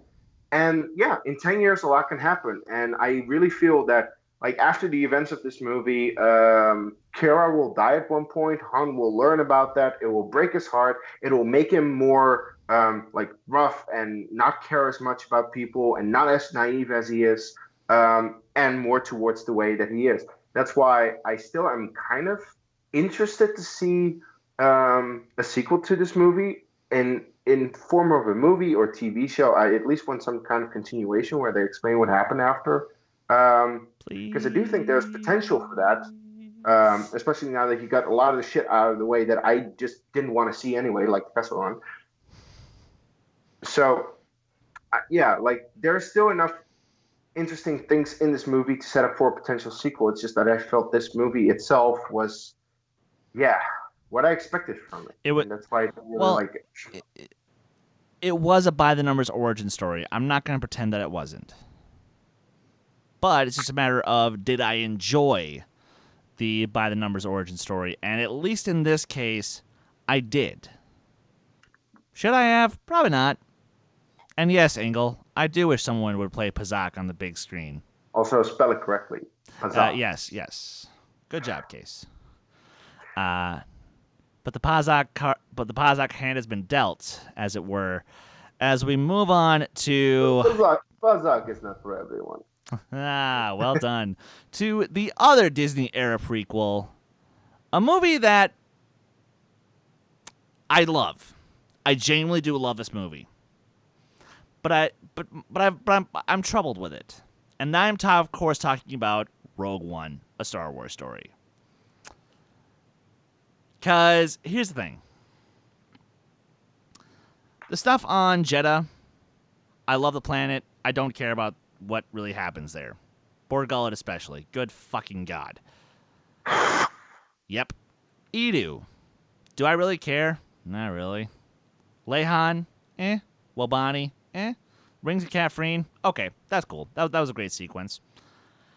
Scarif makes this movie awesome. Yeah. And literally, the minute they land on Scarif, it goes from being a middling movie that would not even crack. Like, honestly, I'd probably put it below Attack of the Clones for me. But the minute they get on Scarif, and you have what is, in my opinion, probably the best battle sequence in all of Star Wars. And it's great. It's awesome. Because it doesn't let up. It keeps the camera close and intimate. And it's shot like a great war film. And, of course, we got Darth Vader. So, Kees, talk about Darth Vader in the hallway. Well, Darth Vader in the hallway is just one of the best scenes that they've ever done in Star Wars, period. I don't care who you are. That scene is fucking phenomenal. The rest of the movie... Okay, I was in a very difficult place in my life when I first saw this movie, and I needed this movie. I really did. I was also in the perfect place in terms of how I was caught up with canon, because I was pretty much caught up with all of canon. I read Catalyst before this. I watched all of Rebels up until this point before this, so I knew all the things that got into. Yeah, we're seeing Ingalls comment. I know. Yeah. Oh no, not that. It's just literally just finish your thought, because I'm gonna bring it full circle. Okay. But yeah, like I was in the perfect place to watch this movie, and this is what I needed. Now, after having rewatched it a fuck ton of times, and now that I'm also in a better place in my life, like it's only because of the fact that the movie helped me back then that I appreciate it more than most people. But this movie has issues by so much. Like, the characters are weak as fuck. The only interesting character is K2SO. He's fun. And you want to see more of him on screen. And Alan Tudyk does a phenomenal job at, of course, performing and voicing the character. But yeah, it really is waiting until you get to, well, first of all, Darth Vader's castle on Mustafar. I like that scene. And then them actually having the rebellion together, talking about it, and going to Scarif. All on Scarif is like, oh, this is so fucking good. Oh my god. Everything. Like, in terms of space battles, it rivals the Battle of Endor. It's not as good because the Battle of Endor, it's the Battle of Endor. Are you kidding me? Yeah. But the Battle of Scarif is pretty fucking awesome. And also, yeah, the battle on the land is really cool. Just going on in terms of like the characters that we have fighting on the beach against the AT-ACTs. They're not AT-ATs because they have the cargo thing. And of course, Jyn and Cassian trying to get the plans to the top of the tower. Just everything, you're in it. Also, this one thing that this movie has going for the entirety, it is beautifully shot. I don't know who I forgot who the cinematographer was. I forgot to. But it is amazing. Yeah. And yeah. And literally everything you just said about you needing that movie, you being in the right place, you being caught up on all the material that sort of tied into it, is why I am so in love with the number 6, should have been one spot higher, Star Wars Episode 3, Revenge of the Sith. Oh, I feel like it's funny because I'm comparing my list to the actual list, and it's like the bottom 2 are swapped out, then the next 2 are swapped out, then the next 2 are swapped out on my list. But they're all around there, so that's funny. Nice. And look, I'm not going to act like Revenge of the Sith is a perfect movie. I'm not even going to act like it's necessarily that good of a movie. I'll make the argument it's a good movie. And I'll even make the argument it's a better trilogy closer than Return of the Jedi. But no. Anyway. But I needed this movie when it came out in 2005 because, well, as I've said a few times throughout my YouTube career, I was in a very dark place. I was in a very dark place back then. And this movie was kind of the only thing that I really had left to look forward to. So when it came out and I saw it, and when certain things happened that kept me around, thank God, I kind of owed it to this movie. And it's partially why whenever I rewatch it, I acknowledge the flaws. But because it is so personal to me, I'll never stop loving it. It's my number 2, and I don't care. We know that. Yeah. Revenge of the Sith is the good prequel. It is a well-made movie where they actually got everything together that they needed. Unfortunately, it is being severely handicapped. Handicapped by the fact that the previous movies did fuck all to set up this movie. Really, there's not like a lot of people say that. The Phantom Menace didn't do anything for the prequel trilogy. At least Attack of the Clones set up the war, the Clone War, and that's why I still feel that Phantom Menace should have been set closer to Attack of the Clones in terms of timeline, because there's a 10-year gap. It should be closer, because the Phantom Menace only sets up a couple of characters that really shouldn't have been introduced in the first place. Because why is Qui-Gon there? Now, to be fair, I know that people like Qui-Gon, but he shouldn't have been there. It should have been Obi-Wan. But with Revenge of the Sith, it came full circle. Obi-Wan is great. It has a lot of he does have a lot of one-liners, and it has become a complete meme in so many ways. But it's funny, at least. It's fun. And he also has arguably one of the biggest pull on your heartstrings moments in any Star Wars movie. I mean, at the end, yeah. I still don't care that much about it, but that's more so because I don't really care for Anakin in this movie, and that is due to the script. That is not due to Hayden's performance, because every time that Hayden has to perform without lines, he's really good. He shows some really good emotion. One of the most powerful scenes is the scene with just the score of him sitting in the council chamber and Padme all over in her house, and they're just looking, and he just loses it. And that's just before, of course, he knows Palpatine. He thinks Palpatine is going to be killed, and he doesn't want that to happen because Palpatine just told him a story about how he potentially could save Padme. Now, of course, that was a lie, but whatever. Yeah. But yeah, those moments really show that Hayden actually is a good actor, as long as he's also giving the type of dialogue, because that's the love story in this is good. It's way better than Attack of the Clones, but the scenes are good, meh, or bad. Because the first scene that they have together is really good. Them reacting to the fact that Padme tells that she's pregnant. Hayden's expressions are really good, but the next scene that they have are on the balcony, and it is so painful. Oh yeah. And those two scenes pretty much summarize the entire movie in terms of the love story. And it's hilarious because as soon as he has his first flashback or his first vision, the scene following that is solid. But the second vision.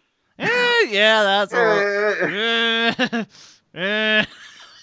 So at least they have some good scenes, but they're not all good. And I said this when we were rewatching Revenge of the Sith. The last scene that they have together is pretty much painting the entire movie, because the last scene that they have is, Anakin, you're breaking my heart. It's a meme. It's not that good, but there are good ideas with it, kind of. So, and that's pretty much this movie. There are good ideas that are not really fully fulfilled. Anakin's turn is a good idea. It should have been set up more. Now, if you have the Clone Wars, that makes a lot more sense. But just based on the movies, it's very sudden. Because in 15 minutes, he goes from, you're the Dark Lord, to, I'm going to kill kids. Whoa. What just happened? So I think that overall the movie is good, but it has severe issues. Literally, Hey, sounds like Rise of Skywalker. yeah. Like literally, this movie has. Well, okay. Now, because I, much like yourself with Rogue One, I read Labyrinth of Evil. I watched the 2003 Clone Wars micro series before seeing this Not thing. canon. It was canon at the time. Shut the fuck up. You know, I had all these comics that were just filling in so many juicy details. And I was just getting all the juicy details. All the juice all the time. Heyo, whoa, buddy.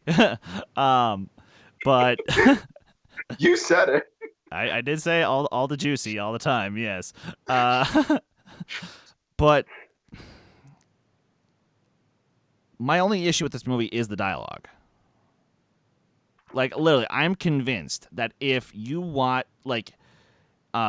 had Lawrence Kasdan do a pass on this thing, and you had, let's say, Irvin Kershner direct it. Well, then the prequels would have been better. Well, yeah, naturally. But No, this is very much like The Rise of Skywalker because I do think it's a good movie, but it's a bit of a mess because it does jump all over the place. It sometimes has some inexplicable scenes like, oh, now we're here, and now we're here, and now we're here. But there is still some kind of a narrative that you can follow, at least. And the one thing I do have to say, and this is going to be super fucking controversial, this is my favorite score in all of Star Wars. It is a really good score. It has some, like, Order 66, the scene in and of itself, that's the thing.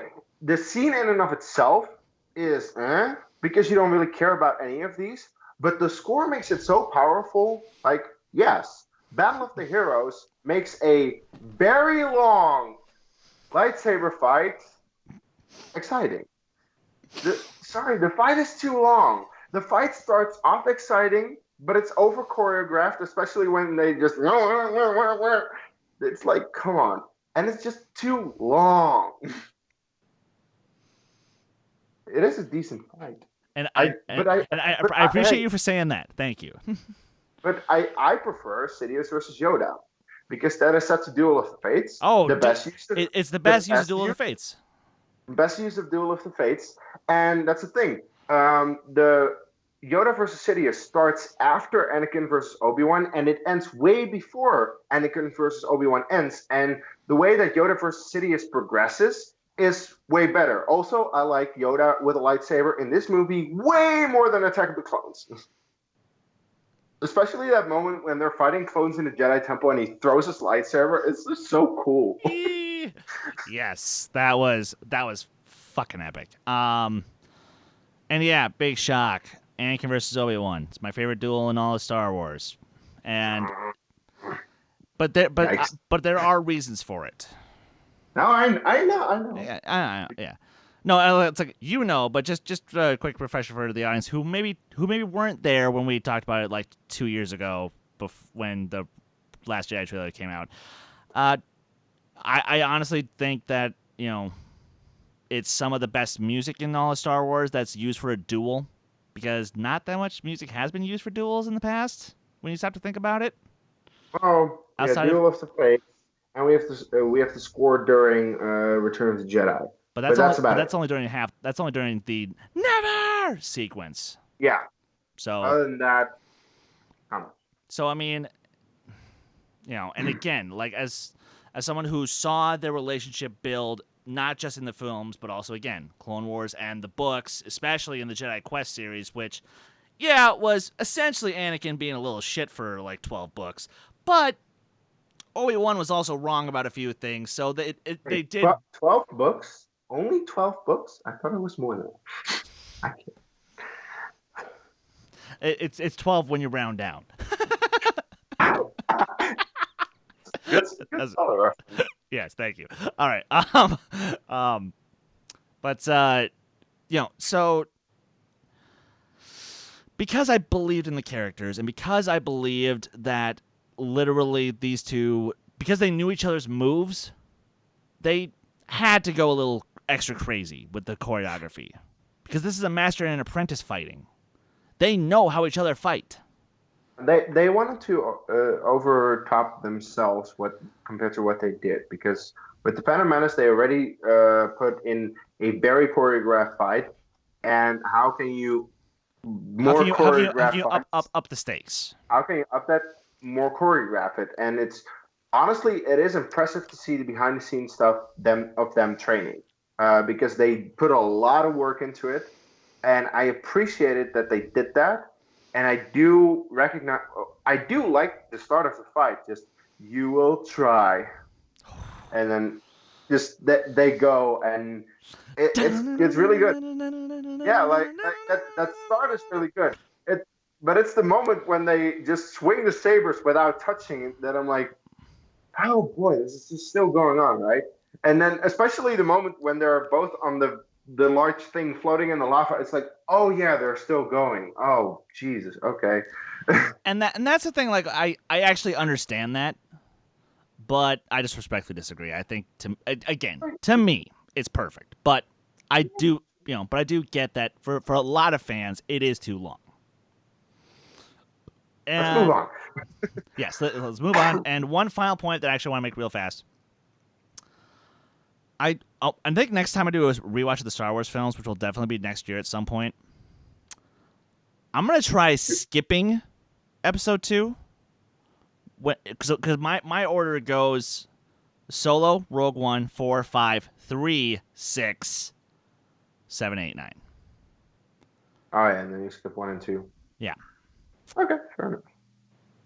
Yeah, because you kind of can just save the big reveal of Luke and Leia, in Episode 3, and then have it come full circle in our next movie at number. Oh shit! It's not. Never mind. Sorry.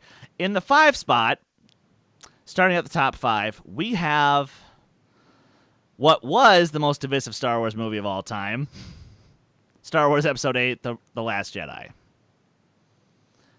Higher. I'll just say it should be higher.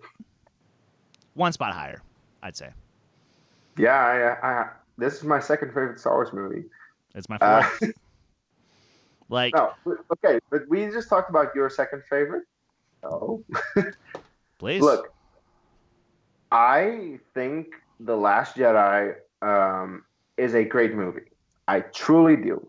I love the characters in this movie. Kylo Ren is brought from a great character to one of the best characters in Star Wars, thanks to this movie. It is in that regard. It is this movie does for Darth Vader what the Empire Strikes Back did. Rey is still really good. Luke has a character. Period. That's the thing. Luke didn't really have a character in the original trilogy because he was the protagonist. He was the one that you follow, and therefore he was like your perspective on everything. He was your avatar. Exactly, but therefore he wasn't necessarily a great character.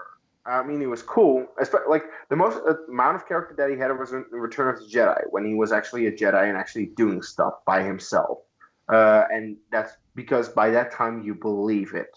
But in this movie, yeah, Luke is one of the reasons that some people might like this movie, because, well, some crybabies are like, this is not my Luke.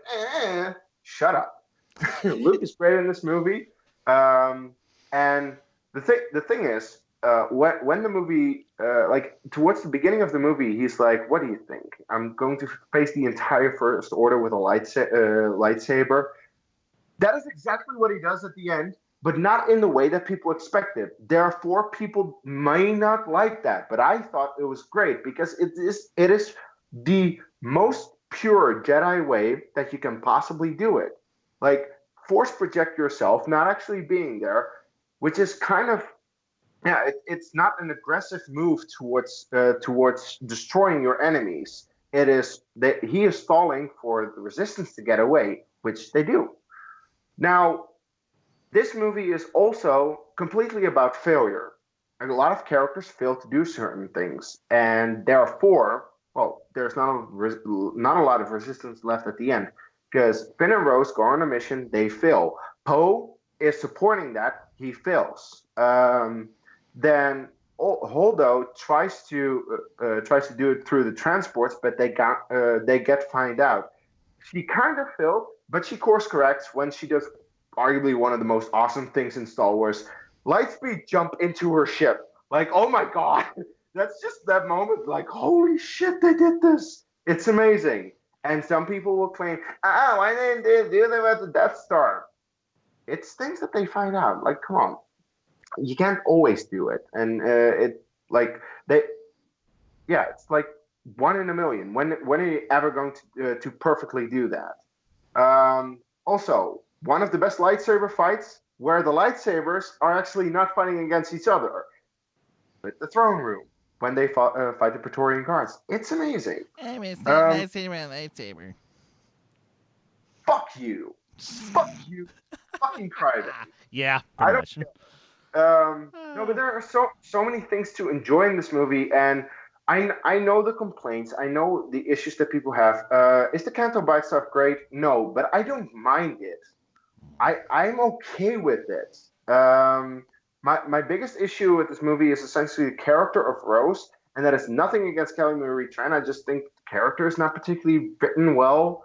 But in the end, I don't really care that much because the great stuff, especially the Raylo Skype scenes, are just perfect. They're perfect. So yeah, there's a lot to love about this movie, and I thoroughly enjoy it. First off, this is the best shot Star Wars movie ever. This is the Star Wars movie with the best cinematography. That is bar none. No argument. Rogue One is pretty high in the conversation, but no, this is the best shot. This has the best love story that doesn't turn into a love story, sadly, because Kylo, you bastard, you beautiful bastard, you had to not turn good in this movie. Yeah, okay, but hey, there's another movie. We don't know. We're not going to spoil anything. We don't know what happens in the next one. We don't, but still, fuck you, Ben, because you almost came out. You almost came back to us. But no, seriously. While I give just about no shits in regards to Canto Bite, because I think that scene goes on way too fucking long. The father-year chase could have been cut down by like 5 minutes. And the thing is, it already was cut down from an even longer chase. Yep. And that was still too long for my liking. Yeah. And while I am some of the criticisms of like, well, why didn't Holdo just tell Poe the plan from the get-go and then just tell him to stay at his post? He would have just stayed at his post if he knew what was going on. So that would not have been interesting. Would not have made him rebel. Also, Holdo is an admiral. He's a captain. He's way down in the ranks. Holdo doesn't need to explain herself to him. No. Though I think just for our sake, the audience, if we at least knew that information, I think that would have been helpful. But yeah, what are you gonna do? Maybe. You know, there could have been a conversation that Holdo has with Commander DRC, the other woman. Yes. Maybe. Yeah. Like, you know what, seriously, just give us 30 seconds of that. I think that would have fixed the issue for a lot of other people. You know, and but that said, everything with Rey, Kylo, and Luke is perfect. It is literally perfect. And this was the first time I actually gave a shit about Luke Skywalker as a character. Because here's the thing, growing up, because I'm supposed to put myself into Luke, I don't care about him that much. I care about literally everyone else around him because I'm supposed to be Luke. But now that I am experiencing Luke through someone else's eyes, I can have a new perspective. And my God, was Mark Hamill gave a career-defining performance in this fucking thing. Yep. And I loved it. He also makes one of the funniest jokes in the entire movie when Rey is like, when he's like, reach out, and Rey's just like, and he just tickles her with the fucking leaf. I love it so. It's so well, and of course, you know, he also has one of those badass moments in all of Star Wars when on Crate just a simple Yep. yes. Like, yes. That was perfect. And, Absolutely. you know, talk about great use of score once again. John Oh, yeah. Williams did a phenomenal job. Even though, sure, I get the criticism that he may have drawn back to the Force theme one too many times for some people's liking. I don't care, because the Force theme is like my favorite piece of Star Wars. So, you know. It's great. Exactly. I mean, shit. There's a track on the soundtrack. It's called Chrome Dome, named for that quite horrible line that Finn says to Phasma. But that track is like, that's like almost Battle of the Heroes for me, man. Track Um, bangs.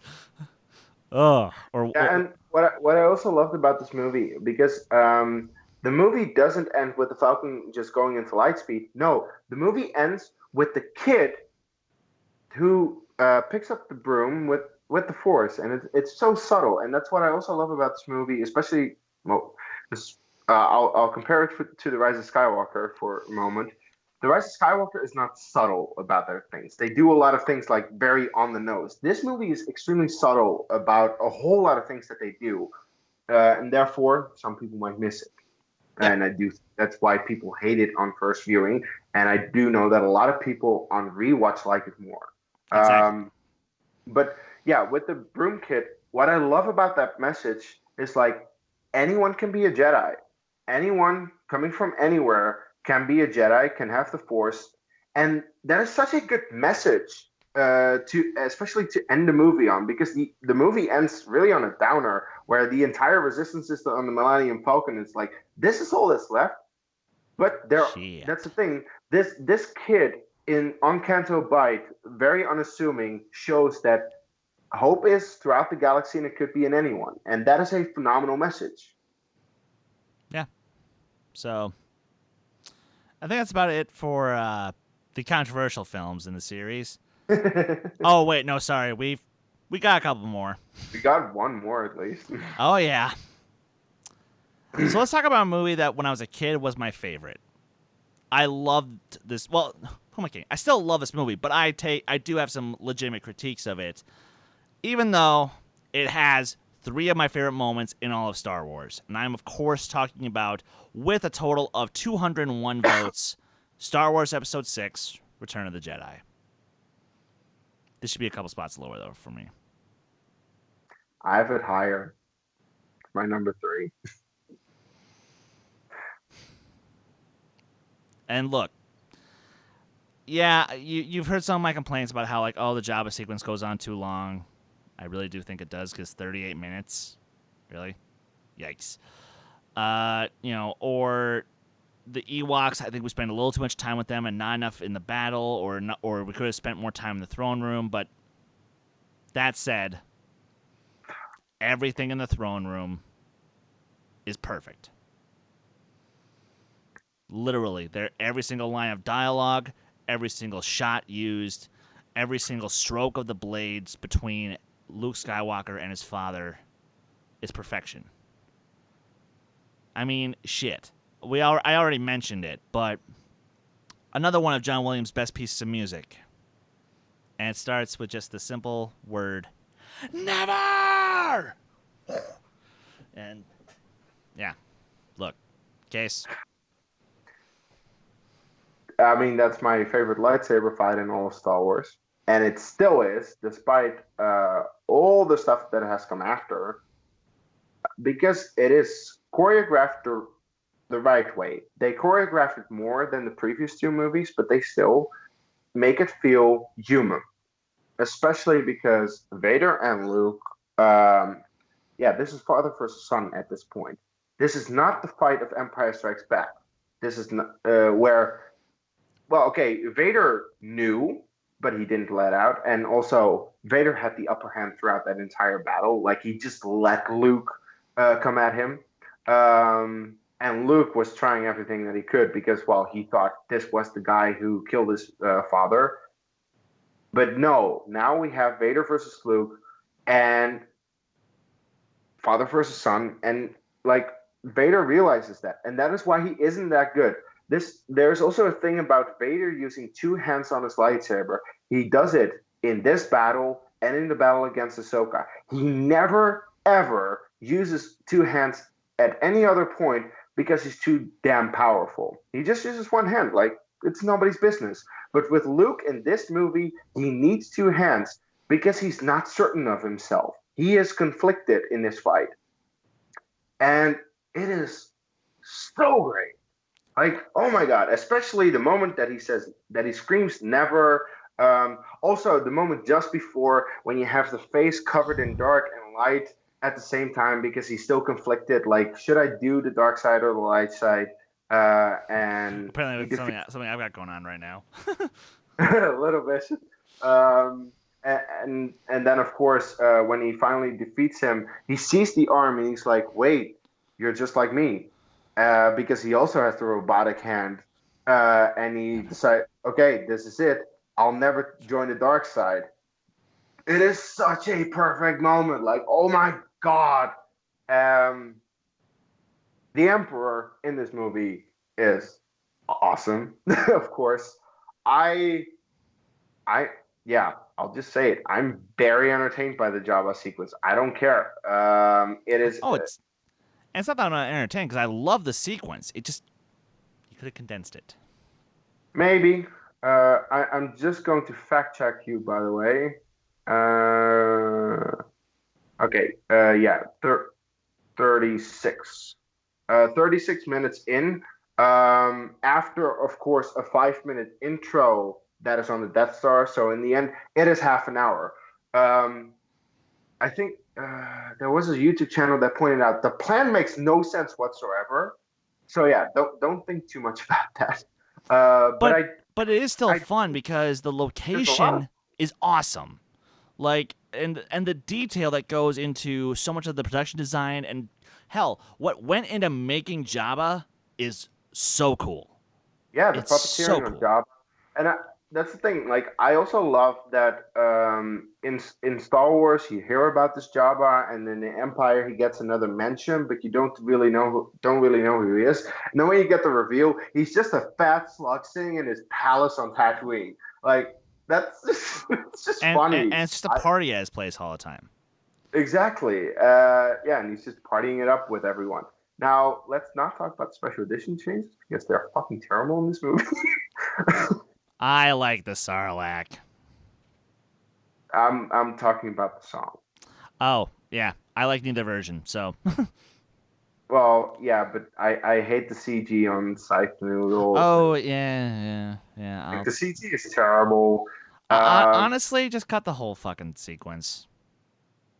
But yeah, literally, the sequence is good for one thing, and that is teasing the Rancor. That's it. Yeah, it's teasing the Rancor, but that's all it is. You could have done that differently, which made the scene shorter, but whatever.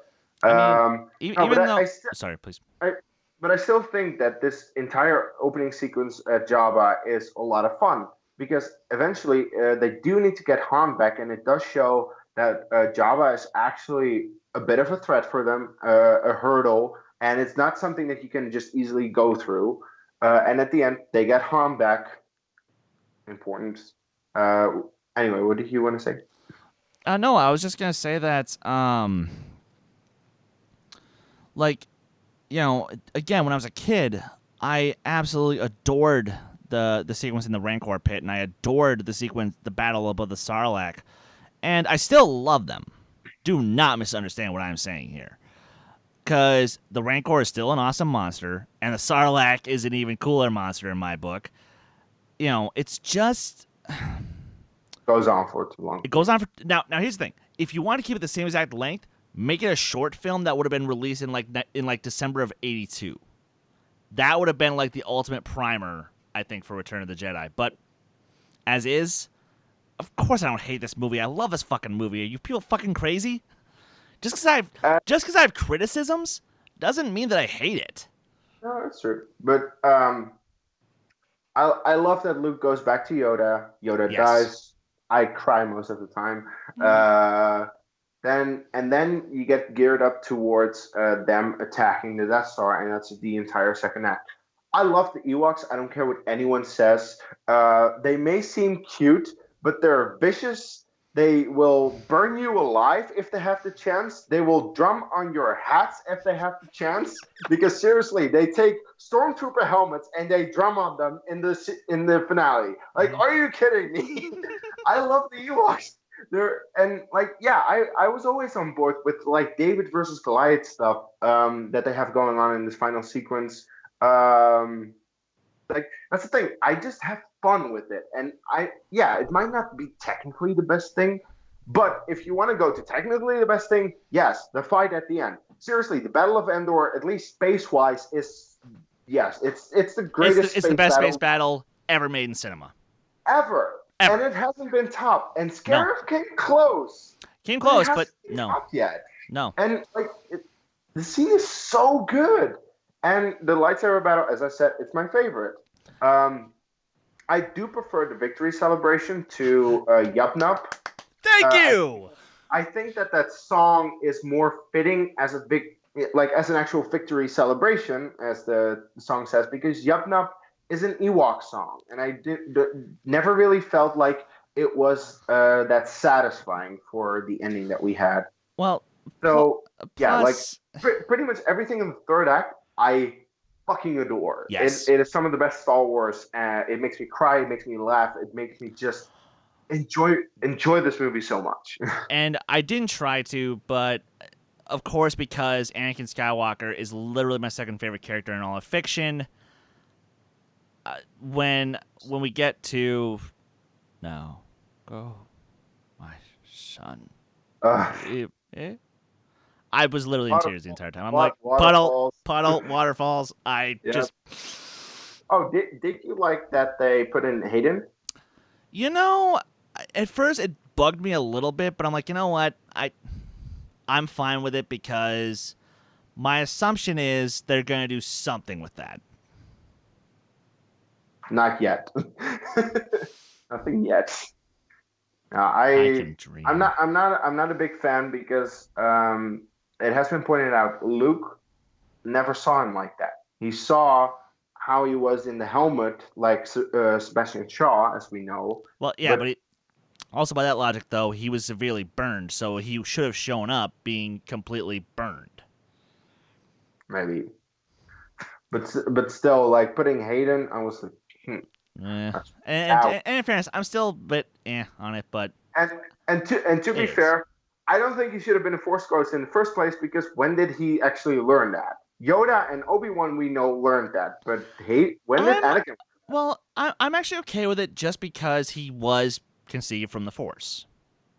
Fair enough. So to me that just makes sense. But yeah, and then also, just one last dumb thing about Return of the Jedi. The fact that Luke and Wedge got a good hug in only after the special edition, not in the original cut, I'm like, yes, some love for my Wedge. So, all right. I mean, he's the only pilot to actually survive all three movies. Yep.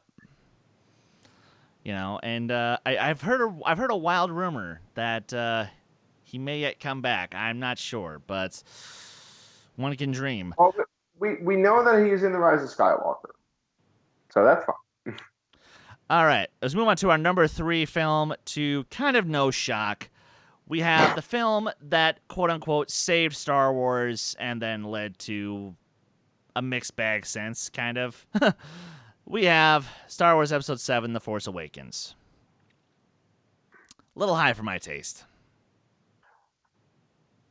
Just a little. But I can understand it because this is truly the film that Star Wars needed to completely bring it back. And it did pretty much everything right that it needed to do. Now, it didn't take the most amount of risks. It could have done some things differently, but I still think in the end, this is a very satisfying return to Star Wars, what a lot of fans needed. Yes. And what actually brought in a lot of new fans. Yes. And I certainly will never take away anything from this movie as far as storytelling, as far as execution of it, or cultural impact. But that said, yeah, did I want a completely different movie? If I'm gonna be selfish here for 2 seconds, yeah, I did. But I that feel said, like you got that in the other two. kind of, from a certain point of view, to quote the previous movie we just talked about, but I can't be mad at this movie. I love it too damn much. It's currently my number 5 for a reason. I put it at 4. Because it's strangely enough, it it actually was a movie that has kind of kept my relationship with my parents, I'd say, pretty good, because it has since become our tradition. Oh yeah, to watch Star Wars movie on opening day. Yeah. So I have to thank it for that. And on its own merits, it's a damn good film. Again, do I think JJ entirely knew what he was getting into? No. Nope. But I think he did a pretty damn good job, well, and he got a lot of help. Yes, and that's why Force Awakens worked for so many fans, because it wasn't just him and Kathleen Kennedy. Like, there was also Lawrence Kasdan, there was also Michael Arndt, Yeah. there was also so many other players going on, and even though the movie is quote unquote safe, I'm using air quotes here, people. Yeah, it's a little safe, it's not completely safe. And yes, I do see a lot of repeats. It's like poetry; it rhymes. But again, I don't care because I got invested. I care about the new characters. I care about the old characters, and I'm so happy. Minus Han's death, they treated him with a lot of freaking respect. Yeah, they did. Yeah, that's the thing. I loved how they set up the new characters in this movie, because based on this movie, Rey was instantly one of my favorite characters. Kylo Ren right behind it. Poe, I love him. I love BB-8. Finn, maybe not so much, but I still think it was a good character at least. And that's what this movie did. It focused on giving us these new characters and just showing what these new characters are and how they interact with each other. And then the next movies could build on that, but at least this was a phenomenal setup for the new characters. It used the old characters sparingly, but really good, because the moment that Han and Chewie come in, they're used very well, and you love their dynamic, and you love seeing them again on screen. Leia is used very well. Luke, of course, is only at the very end. He gets into you get into his character in The Last Jedi, not so much this movie, but yeah, the use of at least Chewie, Leia, and Han, great. And it's just a very fun movie. The only thing that I kind of have against it is that there is not so much of a standout in this movie. There's not really a scene that I'm like, this is amazing. This is some of the best Star Wars. It's just overall, the entire movie is just really good and really entertaining. It's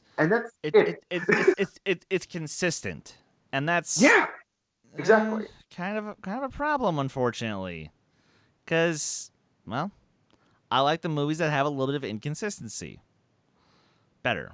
Anyway, Rise of Skywalker. Yeah. Kind of like the number 2. So look, you and I both knew what number 1 and number 2 were going to be. Yeah, I just hoped it wasn't. I was kind of hoping for a surprise somewhere along the line, but look. And what else is there to say? Number 1, of course, is Empire Strikes Back, and number 2 is Star Wars Episode 4: A New Hope. Arguably the 2 best films in the franchise. I disagree on the second one. I think Star Wars is good, but I think that it has been done better since. Most noticeably, The Force Awakens, because I prefer The Force Awakens over Star Wars. And I know that is a bit of a hot take, but I do know that a lot of people actually agree with me on that one. And I also know that shit. I had to make that argument in a Star Wars debate once, and I actually won the match with that argument, even though I don't agree. Dude, well done. But It was Chance. Yeah. He didn't have a chance. Don't you mean Chance? No, but yeah, Star Wars will always be regarded as the classic that started it all. But in terms of how it is as a movie, I love the movie, of course, and I will always rewatch it. It's not the most rewatchable for me. It is a bit dated. The lightsaber fight, while I like it a lot, is Same. dated as fuck. Mm-hmm. Because yeah, it's two old men tapping swords. It's not the most exciting thing to watch. So while it has a lot more emotion, and therefore I prefer to most of the prequel fights, the prequel fights are just more exciting to watch, and that's why that's one criticism that I have against it. Now, let's also be fair. This movie could have been so much worse than this was, because in terms of production, this movie had been in production for years and everything was going wrong. And this was saved in the edit at seriously the last second, just before they were they were very close to releasing the movie. They needed to completely re-edit it, and suddenly it was actually good. But no one expected that from this movie. So I like it. No. I love this movie, but it's my number 5. I just prefer other movies over it because I think that while as great as the first Star Wars is, it has been done better since. Well, and Most notably in the direct sequel. well, and for me, it came down to the question of rewatchability. When I am rewatching the movies, what are the two that I actually always look forward to coming back to the most? Shockingly enough, it's this one in Empire. Like, Never been. well, yeah, actually, and it's only because when I was a kid, these were the two that I watched the least, and so I guess it's like some dumb psychological thing I do as like trying to make up for lost time. I guess lost time that I could have spent watching what I consider one of the best films of 1977 and one of the best films of 1980. Yeah, fuck that. The best film of the best film of 1980. Listen, Shining, you are literally one of my favorite movies of all time. But but yeah, sorry. Here's Empire. Here's you. And yeah, it's Star Wars Episode 4: A New Hope in particular. It brought about so much of my creativity. It brought out so much of my imagination when I was a kid. Just like Episode 5 and Episode 6. And the fact that I had all the access to watch these movies anytime I wanted on VHS. It I'm helped. also very happy that you managed to see them on VHS. Yeah. And I'm so thankful for that because I literally don't know what kind of person I would be if Star Wars never came into my life. I'm scared to know what that would be like. Like if I could do an It's a Wonderful Life kind of thing, and like someone could show me what my life would be like without Star Wars, I'd be curious because that is a scary that's one of the things that scares me the most because I am so in love with this franchise. It would take away so much real life. Yeah. I mean, and let's just call a spade a spade. Luke staring out at the two suns in Tatooine is literally my favorite moment in all of cinema. No, but okay. Yeah, it's a scene that a lot of people love, and I'm just like, it's good, I guess. There's no connection for me to it. I don't know why. And that's fair. Like that's how it is for a lot of people, but for me, no, a lot of people also consider it one of the best scenes, if not the best. Well, and I guess people like me feel kind of stuck in their life right now, and that's okay. Yeah, that's fair. That's why it's my favorite moment in cinema. Hell, that's okay. Too real. Let's talk about what you and I, many a time, have collectively said is our favorite movie of all time. We haven't yet. That is interesting. We've never talked about this movie on the show because every time that we talk about our favorite movies, Oh we're yeah, like, that's right. "Oh, Empire." And to be fair, guys, at some point we will do like just a full podcast episode devoted to Empire. And of course, a watch along. Just Oh, watching yeah. it. Oh yeah, definitely. This is one of the greatest movies ever made. It's the best movie ever made, as far as I'm concerned. I don't care. Yeah. I mean, literally, I don't even know what else to like get into. Like, you have one of the greatest cinematic twists of all time. You have arguably the greatest cinematic twist of all time with "No, I am your father." You have one of the best villains of all time with Darth Vader. You have one of the most iconic scores of all time. Bum bum ba-da-dum ba-da-da-ba-da-da-bum bum bum ba-da-da-bum ba-da-da-ba-da-da-bum bum bum bum bum ba-da-bum ba-da. You know, That's the thing. Everyone is able to hum the Imperial March. Everyone. It doesn't matter if you've seen Star Wars or not, if you despise it with a passion. Everyone and their mother and their grandmother and the people who are in their family's grave will know the Imperial March. It is so fucking iconic. Like, yeah. And this, like, it is my favorite because Darth Vader is my absolute favorite Star Wars character. And this is the movie that gave him that character. Star Wars, he looked cool. He did a few things. But Empire gave him the character, and that is mostly with the line, "No, I am your father," but also already things throughout the movie. The Battle of Hoth is a cinematic masterpiece. It is such a great battle. The way it plays out is, it's so good. Like, the stop motion on the AT-ATs, I feel still holds up. And, like, you see battle tactics. Also, like, the fact that they made those AT-ATs so big because the Empire is way bigger than the Rebellion. You know that. And yeah, it's a movie where the Rebellion loses, where they're actually like flustered at the end of it. Let's see, Yoda in this movie is one of my favorite characters in cinema. The only reason that Yoda is not one of my favorite Star Wars characters is because of the prequels. I feel that the prequels did a disservice to his character. But him in this movie is absolute, like, Darth Vader and Yoda. Those two are just the best in this movie, and I love him so much. And it's also because of the setup of his character. When you first see him, and he's just testing Luke. He's just playing a dumb old kook who just seeing, like, okay, Luke, what are you made of? And then he reveals himself, and Luke's like, Yoda, what? Is this happening? No, I am ready. He's desperate at that point to prove himself, but it's like, I already tested you, dude, and you were not worthy as far as I'm concerned.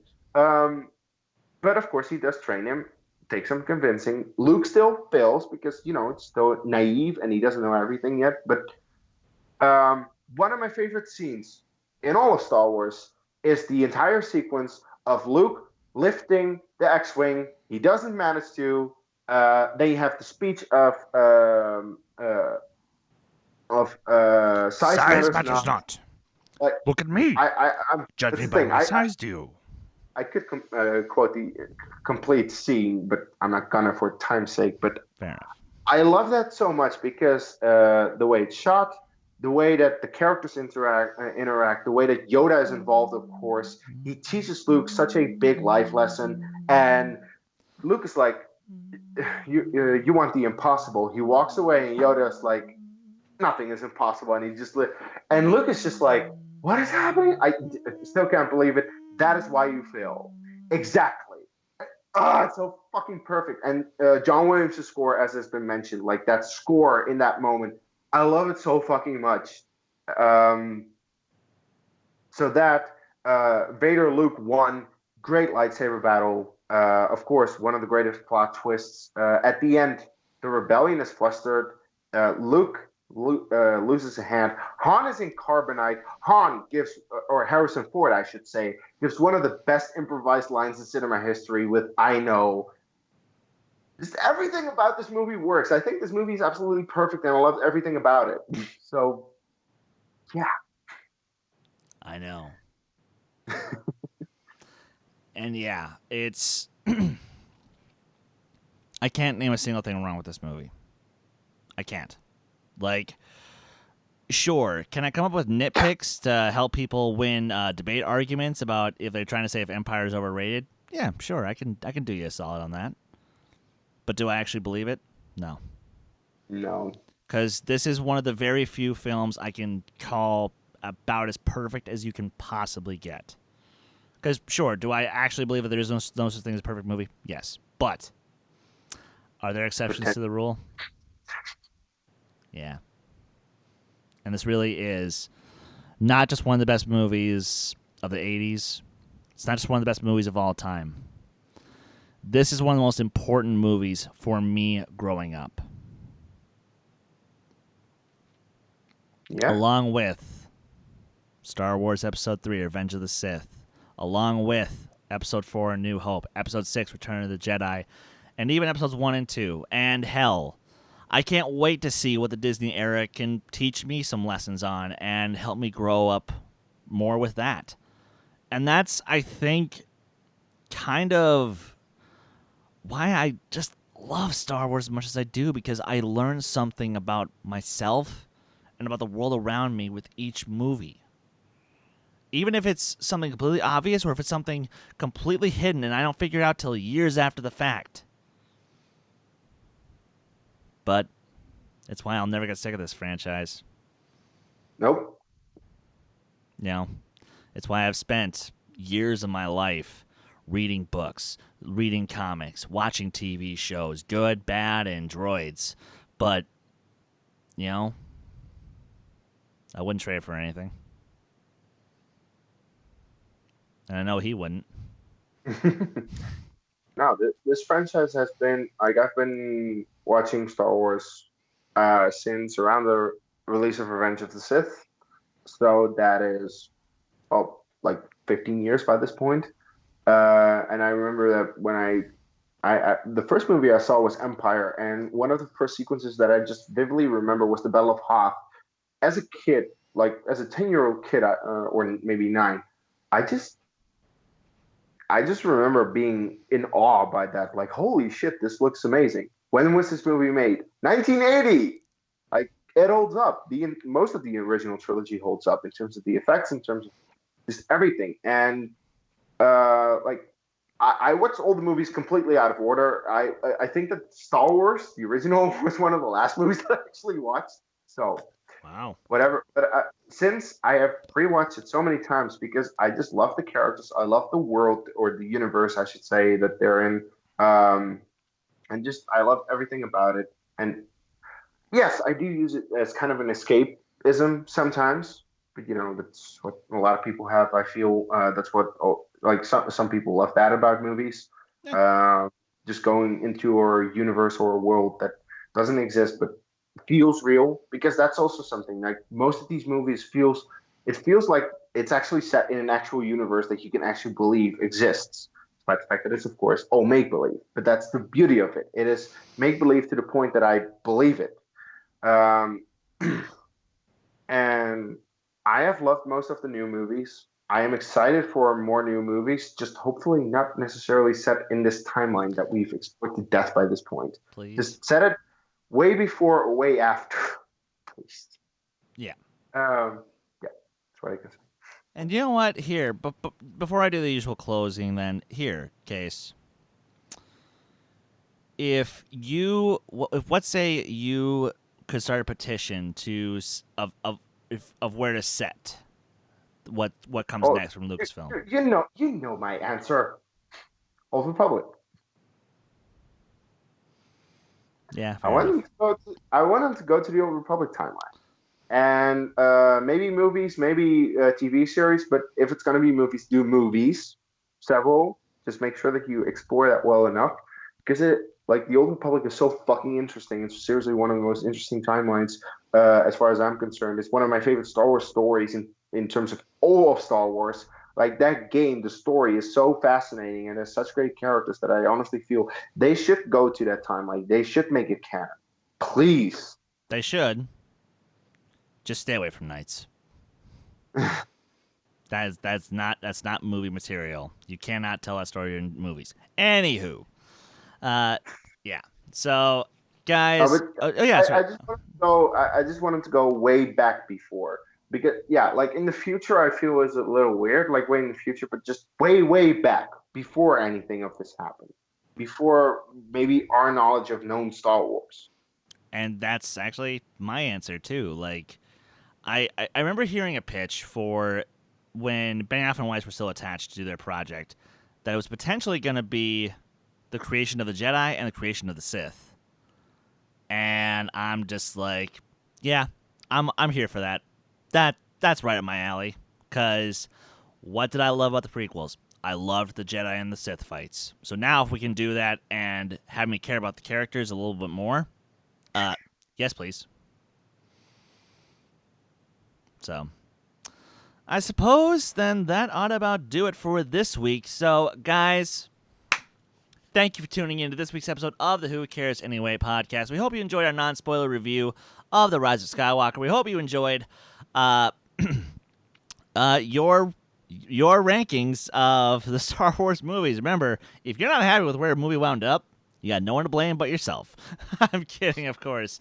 Or just the other people that voted. Yeah, just be mad at everyone else who was kind enough to send me a list.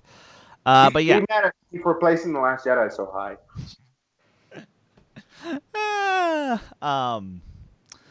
But also next week, as I've said,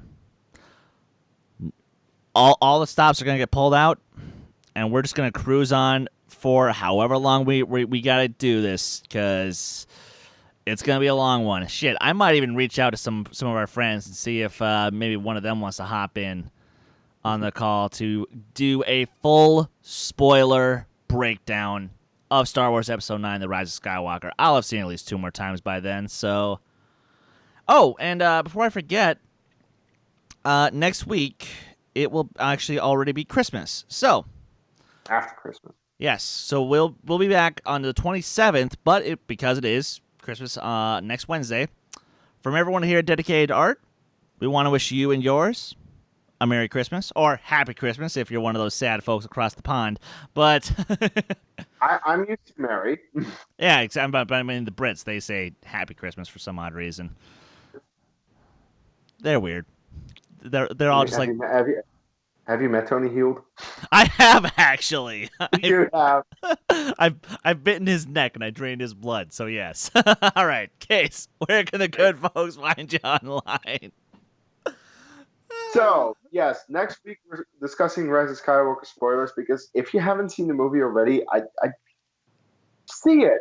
Jesus. Like, it's one of the biggest movies of the year. You should fucking see it already.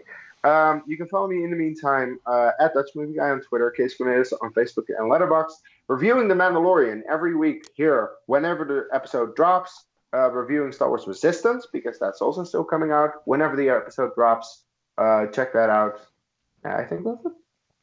And, of course, you guys can follow me on Twitter, Instagram, Stardust, Letterboxd, and Discord at Skywalker Dohmen. You guys can follow this very channel on Twitter and Instagram at D2A Channel. Please like our Facebook page, join our Facebook group to keep up with the conversation.